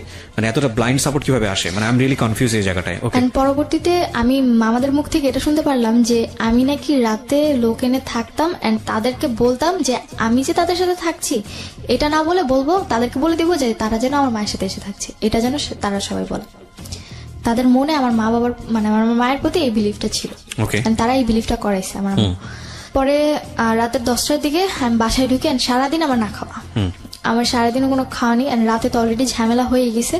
তো আমি বাসায় ঢুকছি এন্ড ফ্রিজ থেকে জাস্ট 1 বোতল পানি নিয়ে আমি আমার রুমে এসে ঘুম, কজ সারাদিন অনেক টায়ার্ড ছিলাম। তো ঘুমিয়ে পড়েছি। পরের দিন সকাল 6টার দিকে রাসেল এসে আমাদের গেটে নক করে। রাসেল এসে গেটে নক করে, আমার গেট খুলে দেয় এন্ড দেখি অনেকক্ষণ রাসেল আমার সাথে কথা বলে। এন্ড তখন মানে আমি সহ্য করতে পারতেছিলাম যে রাসেল আমার সাথে কথা বলবে, কজ হয়তো আমি ওর প্রতি অনেকটা উইক হয়ে গেছিলাম। তো আমি সহ্য করতে পারতেছিলাম না, আমি আমার রুমের দরজা নক করে বসে আছি। রাসেল অনেকক্ষণ এসে পরবর্তীতে আমার রুমে নক করে, পরে আমি গেট খুলে দিই। পরে আমাকে নিয়ে যায়, নিয়ে গিয়ে বলতেছে যে শোনো, মায়েরা ভুল করতেই পারে, তবুও তো তোমার মা, কিছু মনে করো না। তো আমার আম্মুর সামনেও এই কথা বলে। পরবর্তীতে আমার রুমে এসে আমাকে যেটা বলে যে তুমি যেটা করছো ঠিক করছো। আমি ফার্স্ট টাইম তার দিক থেকে একটা ইন্সপিরেশন পাই যে না, সে আমাকে বলছে আমি যেটা করেছি ঠিক করেছি। আমার মায়ের গায়ে হাত তুলেছি, প্রতিবাদ করেছি, তাকে জানিয়েছি মামাদেরকে। হ্যাঁ, তারা বিশেষ করছে না তাদের ম্যাটার, কিন্তু বলেছি তো। পরবর্তীতে তো যদি কোনো প্রবলেম হয় আমাকে ব্লেম দিতে পারবে না। তখন আমি রাসেলের কাছ থেকে জিনিসটা পাই। তো পরে রাসেল আমাকে আর কিছু বলে না। তো এরপর রাসেলের সাথে রাতে আমার কন্টিনিউ কথা হতে থাকে, 2 ঘন্টা 3 ঘন্টা 4 ঘন্টা। তো আম্মুর রুমে কথা বলতো আর আমি আমার রুমে থাকতাম। অ্যান্ড আম্মুর সাথে আমার টোটালি যে মা মেয়ের একটা ক্লোজ রিলেশন থাকে, ওই রিলেশনটা আর নেই। জাস্ট নর্মালি মানে মনে হচ্ছে যে আমি যেন তার বাসায় ভাড়া থাকছি আর সে আমাকে জাস্ট নর্মালি টেক কেয়ার করছে, এইটুকুই। তো পরবর্তীতে দেখি যে মানে প্রথম কয়েকবার জিনিসগুলো দেখতে পরে গায়েস হয়ে গেছে, যে রাতে তার সাথে এসে থাকছে, সে তার মতো থাকুক, আমি আমার মতো ভালো থাকলেই হয়েছে। আমি আমার পড়াশোনাটা কন্টিনিউ করছি, প্রতিদিন রাতেই দেখছি একজন বাবা কোন ক্লাসে থাকতে যেন উদ্দেশ্যে বাইরে গিয়েছিল? ক্লাস 8 লাস্ট দিকে। এই যে 8 এর পর থেকে এতগুলো ঘটনা তুমি দেখছো, এর আগে তো দেখতে না এরকম বাসায় আসে? কিছু দেখতাম না। এর মাঝখানে তোমার বাবা আসেনি? না, এর মাঝখানে কতদিন পর আসতো তোমার বাবা? বাবা যাবার পর 3 বছর পর এসেছিল, পরে গেছে। কি করতে উনি বিদেশে? কি করতো? উনি বাইরে একটা কোম্পানি জব করতো। উনি কি ছুটি পেতো না নাকি উনি আসতো না? ছুটি না বলতে ছুটি দেওয়া হতো না, ওদের কন্ট্রাক্ট ছিল 5 বছর আগে ছুটি দিবে না, তবে 3 বছর পর যদি চায় তাহলে 2 মাসের ছুটি দিবে। ওকে, ঠিক আছে, বলো তারপর তুমি রাসেলের সঙ্গে যে ঘন্টার পর ঘন্টা কথা বলছো, এটা তোমার মা জানতো ওই সময়? মা জানতো বলতে জানতো কথা বলি, কিন্তু কার সাথে কথা বলি এটা জানতো না। ওকে। তোর পরে আমার সাথে যদি রাসেলের 3টা অব্দি কথা হতো, 3টার পর থেকে আবার রাসেল আম্মুর সাথে কথা বলতো। এটা তুমি পরে জেনেছো? পরে জেনেছি, যখন রাসেলকে কোশ্চেন করলাম, পরে রাসেল বলে যে তোমার ব্যাপারে কথা বলতেছি, ওর কথাটা ছিল এরকম। ফাইন, তুমি যে জায়গাটায় ছিলে সেটা হচ্ছে যে তোমার আম্মুর এরপরে এইসব বিষয়গুলো তোমার কাছে তেমন একটা পাত্তা পেতো না, তুমি তোমার মতো থাকতো, তোমার মা তোমার তার মতো লাইফ লিড করতো, এবং তুমি সেখানে কি কনফার্ম ছিলে যে এরপরেও এই ধরনের ঘটনা ঘটছিল? হ্যাঁ, এরপরেও ঘটতো? হতো, আমি পরে টেক কেয়ার করতাম। তোমাদের রুমটা কি খুব পাশাপাশি ছিল? পাশাপাশি বলতে আম্মুর রুম, তারপর একটা মাঝখানের রুম, তারপর আমার রুম। তো তোমার রুমে একটা গ্যাপ ছিল। ওকে।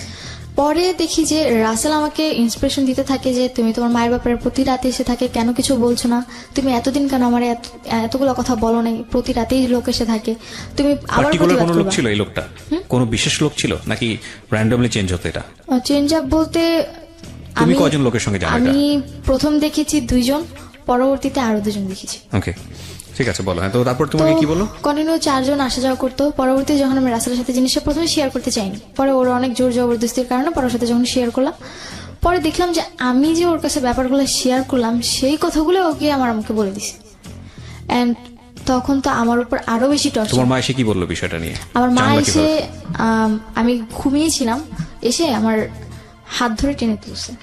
পরে আমি বললাম যে কি শুরু করছো তুমি এগুলো, আমাকে এরকম বলতেছে। আমি কি শুরু করলাম, বলে কি যে তাহলে তো একটা কাজ করতে পারো, মাইক নিয়ে মসজিদে গিয়ে মাইক নিয়ে ফুল এলাকাকে জানো আমি কি করি না করি, আর তোমার কথা কেউ বিশ্বাস করবে না, ছোটবেলা থেকে আমি এলাকার মানুষ হয়েছি, তো আমার কথাই সবাই বিশ্বাস করবে। আমার কথাটা ছিল এরকম। যে আমি কি বলছি, মানে তখন আমি পুরো আমি কি বলছি আমি কিচ্ছু বুঝতে পারতেছি না। পরে বললো যে তুমি কি মনে করো আমি কি কিছুই জানি না, আমি তো সবই জানি, তুমি রাসেলকে এইসব কথা বলছো, কেন বলছো এগুলা, কি চাও তুমি এগুলা। তো পরে আমি বললাম যে আমি কি বলছি তুমি রাসেলকে ডাক দাও, তারপর জিজ্ঞেস করি। পরে রাসেল আসলো, পরে রাসেল আসার পর আমি জিজ্ঞেস করলাম আমি আপনাকে কি বলছি আর আপনি আমার আম্মুকে কি বলছেন।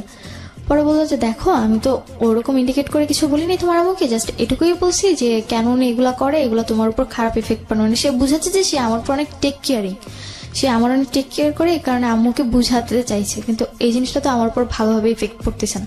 এন্ড তার প্রতি আমার একটা বিশ্বাস হয়ে গেছে যে না উনি হয়তো আমার টেক কেয়ার করতেছে। দ্যাট মিন্স তুমি কি তাকে তখন লাভ করো? হ্যাঁ, তখন তাকে লাভ করি। তোমাদের দ্বিপাক্ষিক বিষয়টা এরকম মানে মিউচুয়ালি ছিল যে না দুজনকে লাভ করো? হ্যাঁ, দুজনকে লাভ করি, এটা আমাদের মিউচুয়াল ছিল, কিন্তু আমি কখনো সহ্য করতে পারতাম না যে সে আমার আম্মুর সাথে কথা বলে। Biggest mistake, another biggest mistake এর সাইডটা থেকে, কারণ ও কিন্তু জানতো যে রাসেলের সঙ্গে ওর মায়ের এইরকম একটা সম্পর্ক আছে, এবং ওর মায়ের জায়গাটা থেকে এটা বিশ্বাস করা খুবই কঠিন যে রাসেলের সঙ্গে তার সম্পর্কটা ভাই ভাইয়ের মতো, কিন্তু তারপরে ও জড়িয়ে গেছে বিকজ অফ ওর এজটা খুব সেন্সিটিভ একটা এজ, ও মাত্র ক্লাস 9-এ পড়ে, এবং ওই সময়টাতে যে ওকে সাপোর্ট দিবে, যে ওর পাশে একটু হলেও দাঁড়াবে, যে ওর সাথে একটু ভালো কথা বলবে, তার প্রতি ও দুর্বল হবে, এই বয়সটা এরকম, এবং সেটাই হয়েছে, এবং ইটস আ বিগেস্ট মিস্টেক। কিন্তু কিছু করার নেই, কারণ ও ধরা, ওর বয়সের কাছে ধরা, এগুলো একটু খেয়াল রাখতে হবে। হ্যাঁ, এটা another point.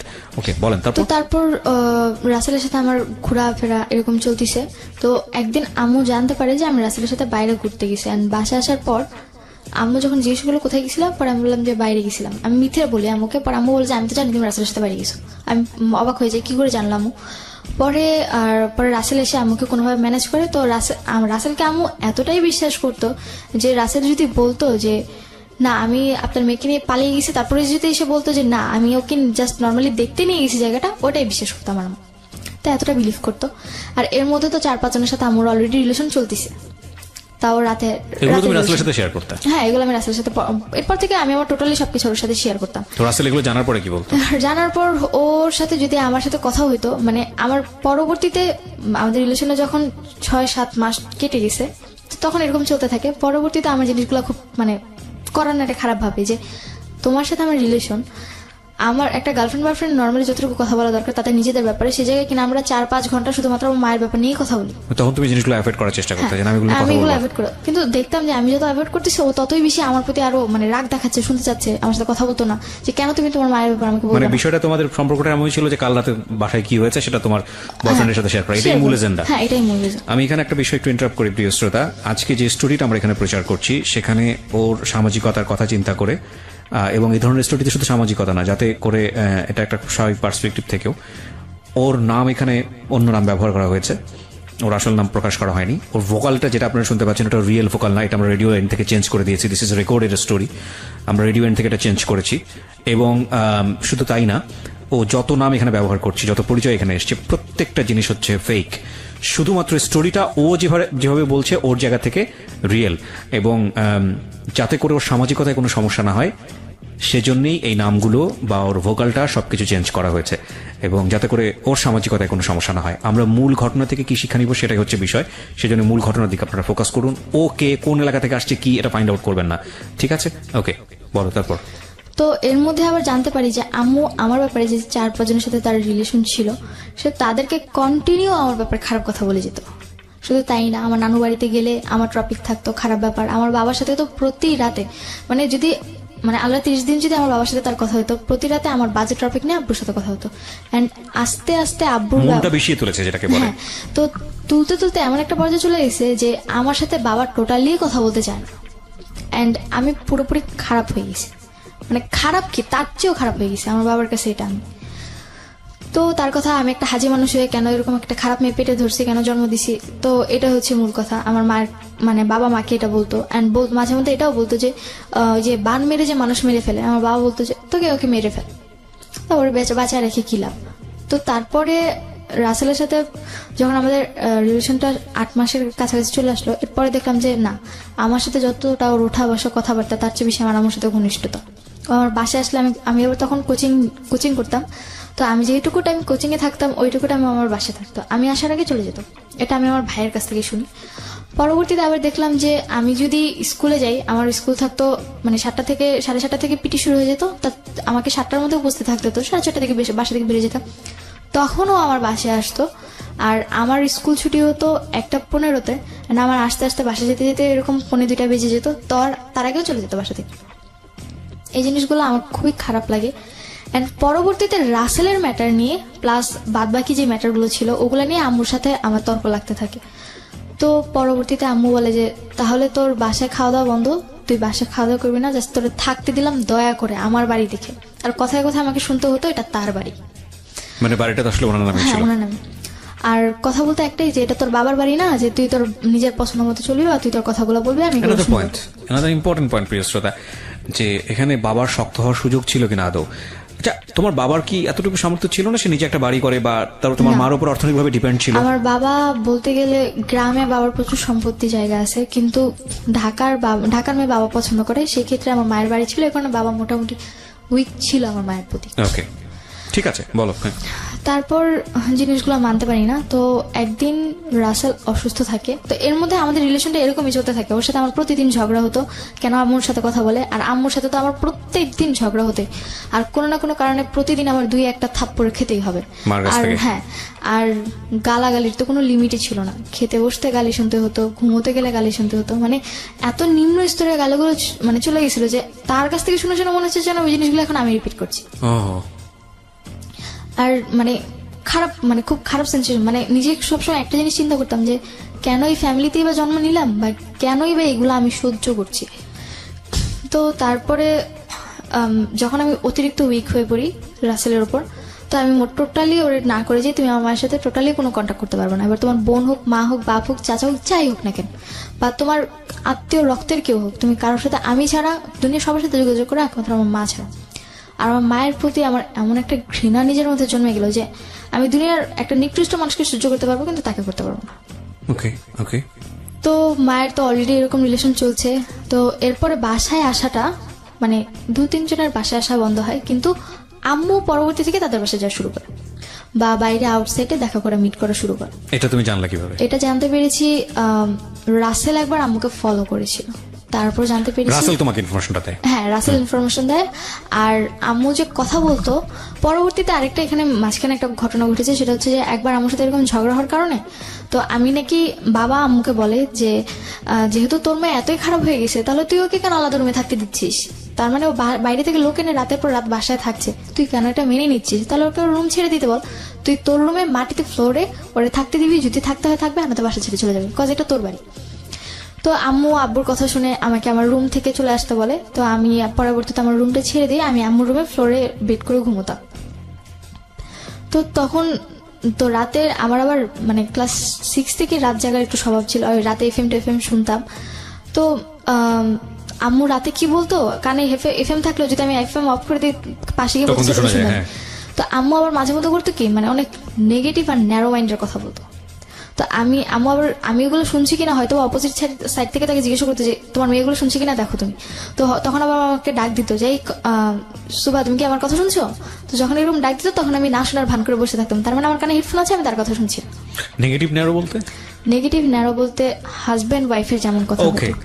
Okay we got understood. হ্যাঁ, তো এই জিনিসগুলো আমি টোটালি মানে যখন কথাগুলো শুনতাম মানে খুবই খারাপ লাগতো, টলারেট একদমই করতে পারতাম না। চিন্তা করতাম যে কেন আমাকে ওই রুম থেকে এই রুমে নিয়ে আসছে। তো এরকম তখন আমার 9-এর লাস্ট এক্সাম বলতে মানে এক্সামের লাস্ট এক্সাম ছিল, তারপরে 2 দিন পর রেজাল্ট দিয়ে দিবে, ডিসেম্বর মাস ছিল তখন। আমি টোটালি সহ্য করতে পারি না। দেন আম্মু লাস্টের দিকে আম্মুর সাথে আমার আবার ঝগড়া হয় কোনো একটা ম্যাটার নিয়ে, বলতে গেলে যে আমি কোচিং গেছি, রাত করে বাড়ি ফিরছি। ওই দিন আমার কোচিং এ অনুষ্ঠানও ছিল, তো ওই জায়গায় আমার লেট হয়ে গেছে। প্লাস ওখান থেকে আসার সময় রাসেলের সাথে দেখা করে আসতে গিয়ে আমার একটু লেট হয়ে গেছে, মানে 9:30টার কাছাকাছি চলে গেছে। তো আমাদের এলাকাটা এরকম যে 9:30টার পর বা 10টা থেকে কোনো মেয়ে বাড়িতে ফিরলো তাকে নিয়ে অনেক বাজে মন্তব্য করা। তো আম্মু ওইটা আমার সাথে চিল্লাচিল্লি করতে থাকে। পরে আমি আম্মুরে মানে আমার সাথে তো আম্মুর কোনো ভালো রিলেশনই নেই, আর আম্মু যদি আমাকে কোনো কথা বলে আমি প্রত্যেকটা কথার বাজে অ্যান্সার দিই। ওকে, কজ তার কাছ থেকে শুনতে এখন আমার অভ্যাস হয়ে গেছে। তো পরে আম্মু আমাকে জিজ্ঞেস করে এত রাত করে কেন তুমি বাসায় আসছো? পরে আমি বললাম যে আমি যদি রাত করে বাসায় ফিরি বা আমি যদি কোথাও থেকে ঘুরেও এসে বাসায় ফিরি, তুমি তো আমার বাবাকে এটাই বলবে যে না আমি আরেকটা লোকের সাথে থেকে আসছি, তাই না? তুমি যেটা মনে করো সেটাই।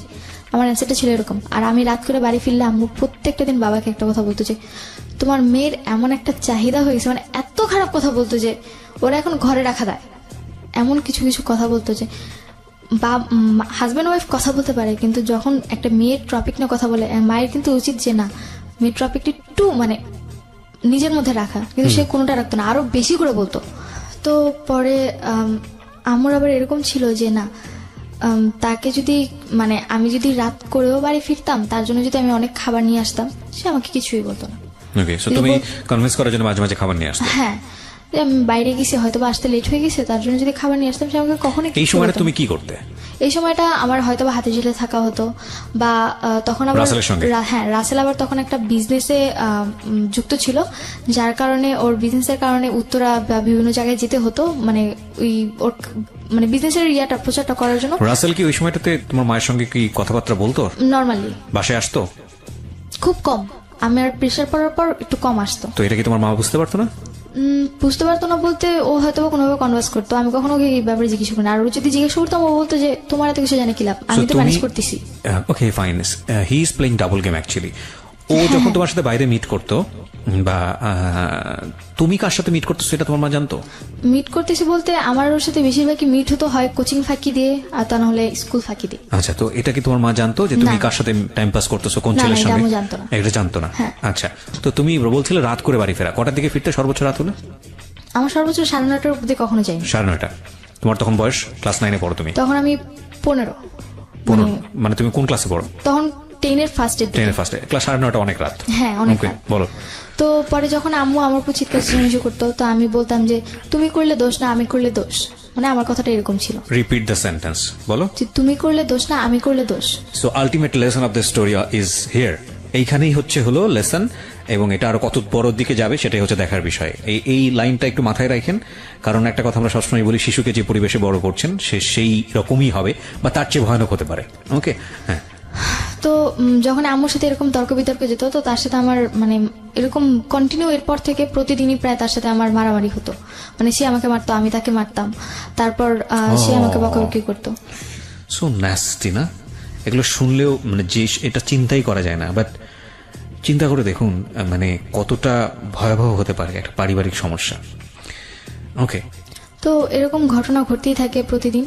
তো তখন আস্তে আস্তে মানে রাসেলের প্রতি আমি একটু উইক হতে থাকি আরো বেশি। তো তখন ওরা আমি বিলিভ করা শুরু করে, মানে ও আমাকে যা বলতো আমি তা বিলিভ করতাম, ও আবার আম্মুকে যা বলতো আম্মু তা বিলিভ করতো। মানে ও এদিক থেকে আম্মুর সাথেও কথা বলতো, আমার সাথে, মানে দুদিক থেকে ওর মানে ইয়াটা খুব ভালো ছিল। কোথায় গিয়ে ছোট্ট একটা বিরতির পর আমরা আবারও ফিরে আসছি।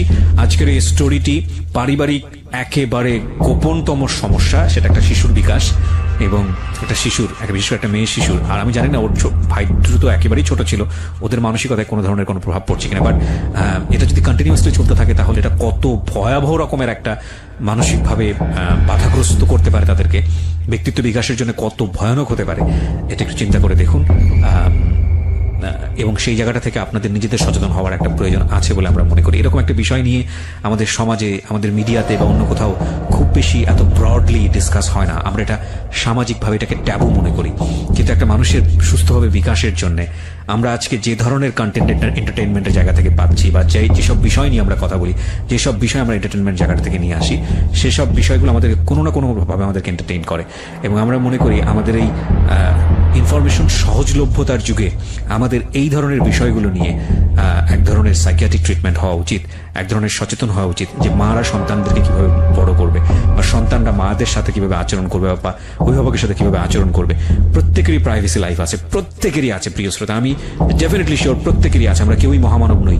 এবং সেই প্রাইভেট লাইফটা আমরা আমাদের সন্তানের সামনে কিভাবে এক্সারসাইজ করব, বা আদৌ এক্সারসাইজ করব কি করব না, সেটা যদি করি তাহলে কি ভয়ানক পরিস্থিতি দাঁড়াতে পারে এবং সেটা নিজের জন্য কতটা খারাপ হতে পারে সেটা একটু চিন্তা করা উচিত। এবং আজকের এই সিক্রেটস শুনে যদি আপনি সে জায়গাটায় সচেতন হন, আপনার সন্তানকে প্রপার একটা এনভায়রনমেন্ট দেন বড় হওয়ার জন্য, তাহলে আমরা বলতে পারবো যে আমরা আমাদের সিক্রেটসের জায়গা থেকে সার্থক। সুভার কাছে আবার ফিরছি। সুভা, যেখান থেকে আমরা ছিলাম যে মার সঙ্গে তখন তোমারও হাতে তোলাতুলির ব্যাপারগুলো চলে আসছে এবং তুমি র্যান্ডমলি এটা করছো, মানে একবার তুলে তোমার সাহস হয়ে গেছে, এখন তুমি এটা, তুমিও, তোমার মাও করছে, তুমিও করছে, সেও গালি দিচ্ছে, তুমিও গালি দিচ্ছ, হ্যাঁ, র্যান্ডমলি চলছিল। তারপর তো এরকম ভাবে আমার বড় মামা আমার ফ্যামিলির প্রতি একটু বেশি টেক কেয়ারিং ছিল, তো উনি প্রায়ই আমাদের ঝগড়া মিটাতে আসতো। তো এক পর্যায়ে মামা কন্টিনিউ আস্তে আস্তে হয়তো ওনার কোনো না কোনো ভাবে কোনো বাজে একটা দিক পড়ে। তো পরে আমার বড় মামা কন্টিনিউয়াসলি আসতেছিল। হ্যাঁ, কন্টিনিউ আসতে। কেন আসতেছিল? এই যে আমাদের ঝগড়া সামাতে বা আমাদের ফ্যামিলি এখন কেমন আছে এইসব ব্যাপারে। উনি কি বিবাহিত ছিল? হ্যাঁ, উনি ম্যারিড ছিল। ওকে, ওনার বাচ্চা কাচ্চা ছিল? বিয়েও হয়েছে। বিয়ে হয়ে গেছে, ওকে। তো পরবর্তীতে বড় মামা মানে কি পরিবারের সবার বড়? হ্যাঁ, আমার মায়ের ফ্যামিলিতে তারা 7 ভাই বোন, তাদের মধ্যে সবার বড়। ওকে। তো পরে আমার বড় মামাকে আমার মা খুব বিলিভ করতো।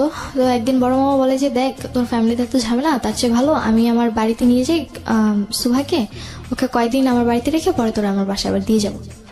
তো পরে মামার দুটো বিয়ে হয়েছে, একটা থাকে ধানমন্ডি আর একটা থাকে মানে আমাদের এলাকাতে। তো মামা বলছে যে আমাদের এলাকা থাকলে যে কোনো সময় তোর বাসা চলে আসতে পারবে, তার বলে আমি ওকে ধানমন্ডি নিয়ে যাই। ধানমন্ডিতে আমি মানে আমি একদমই প্রস্তুত ছিলাম না, বা আমি যেতেই চাইনি টোটালি, কিন্তু আমার প্রচুর জোর জবরদস্তি গালাগালি সহ্য করতে না পেরে যে এইটুকু চিন্তা করতাম যে না, 2-3 দিনের জন্য রেস্ট তো পাবো অন্তত আমি। তো এই চিন্তা করে পরে আমি গেলাম, তখন আমি টিনের ফার্স্টের দিকে। তো যখন আমি ধানমন্ডি মামার বাড়িতে গেলাম, তো ওই দিনটা ছিল যে মামাদের বাড়িটা ছিল এরকম যে মানে ফুল বাড়িটার মধ্যে একটাই মানে একতলা বাড়ি। তো 2টা ফ্ল্যাট ছিল, এক ফ্ল্যাটে হাজবেন্ড ওয়াইফ থাকতো, তারা সকালে চলে যেত, রাতে আসতো।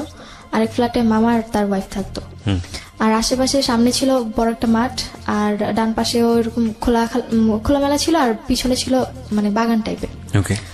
তো যখন ওই বাড়িতে গেলাম, তো প্রথম দিন মোটামুটি নিজেদের বাড়ি, নিজেদের বলতে ভাড়া থাকতো তারা। তো প্রথম দিনটা মোটামুটি মামি আমার খুব টেক কেয়ারিং করে। তো মামি আবার জব করতো, মামা নর্মালি কিছু করতো না। তো মামি সকালবেলা জবে চলে যায়, পাশের বাড়ির লোকেরাও চলে যায়। তো আমি মানে ড্রয়িং রুমে বসে টিভি দেখতেছিলাম। তো মামার আচরণগুলো আমার কাছে খুব একটা ভালো লাগে, মানে সে অন্যরকম আচরণ করতেছিল। তো পরবর্তীতে তার মা আমার পাশে এসে বসা, টাচিংগুলো আমার কাছে খুবই খারাপ লাগে। তো পরবর্তীতে আমি মামার মানে ড্রয়িং রুম থেকে আমি আমার রুমে গিয়ে রুম নক করে দিয়ে রুমে শুয়েছিলাম। তো পরে মামা এসে অনেকক্ষণ রুমে নক করে, আমি খুলিনি। পরে বললো যে মানে ভয় দেখাচ্ছিল, যদি তুই না খুলোস তাহলে কিন্তু আমি তোকে পুলিশে দিয়ে দিব বা তোর কিন্তু একটা ক্ষতি করে ফেলবে, এরকম কথা বলছিল। তবু আমি খুলিনি। তখন আমার কাছে ফোন নেই, তখন আমার ফোন নিয়ে গেছে আম্মু। তো পরে আম্মুর সাথে কথাও ছিল। পরে মামা ভেবে আম্মুরে ফোন দিছে যে তোর মেয়ে এত বেয়াদব যে কোনো কথাও শুনে না, আমাদের এখানে এসে খারাপ আচরণ করতেছে। আমি রুমে বসে কথাগুলো শুনতেছি, আম্মু কি বলছে সেটা তো আমি জানি না। তো মামা এরকম কথা বলতেছিল, হয়তো বা আম্মু বলছিল যে ওরে মাইর দেন বা দেখবেন ঠিক হয়ে গেছে, ওরা মাইর দিয়ে সোজা করতে হয়, আমারটা মারলে তো আমারে উল্টা দেয়, আপনারা মারলে তো আপনাদেরকে আর কিছু করবে না, এরকম কথা বলতেছিল। তো পরে মামা রেগে যায় প্রচুর আমার উপর। অ্যান্ড পরে যখন আমি পরে অনেকক্ষণ দরজা, তোর মা কথা বলবে তোর সাথে, দরজা খুল। পরে আমি যখন দরজা খুলি, মামা আমার গায়ে হাত তুলে আমাকে একটা চড় মারে। অ্যান্ড এতটাই জোরে ছিল যে না, আমি 2-3 মিনিটের জন্য স্তব্ধ হয়ে গেছি। তো পরে আমি বললাম যে কি করতেছেন এগুলো আপনি। পরে আমার সাথে অনেক বাজে আচরণ করে, অ্যান্ড এক পর্যায়ে অনেক খারাপ সিচুয়েশনের মধ্যে উনি আমাকে রেপ করে। আমার লাইফে ফার্স্ট টাইম ছিল তখন। আমি প্রচুর চিৎকার করি কিন্তু কোনো লাভ হয়নি, হয়তো বা আমার চিৎকারটা কারো কান অব্দি যায়নি।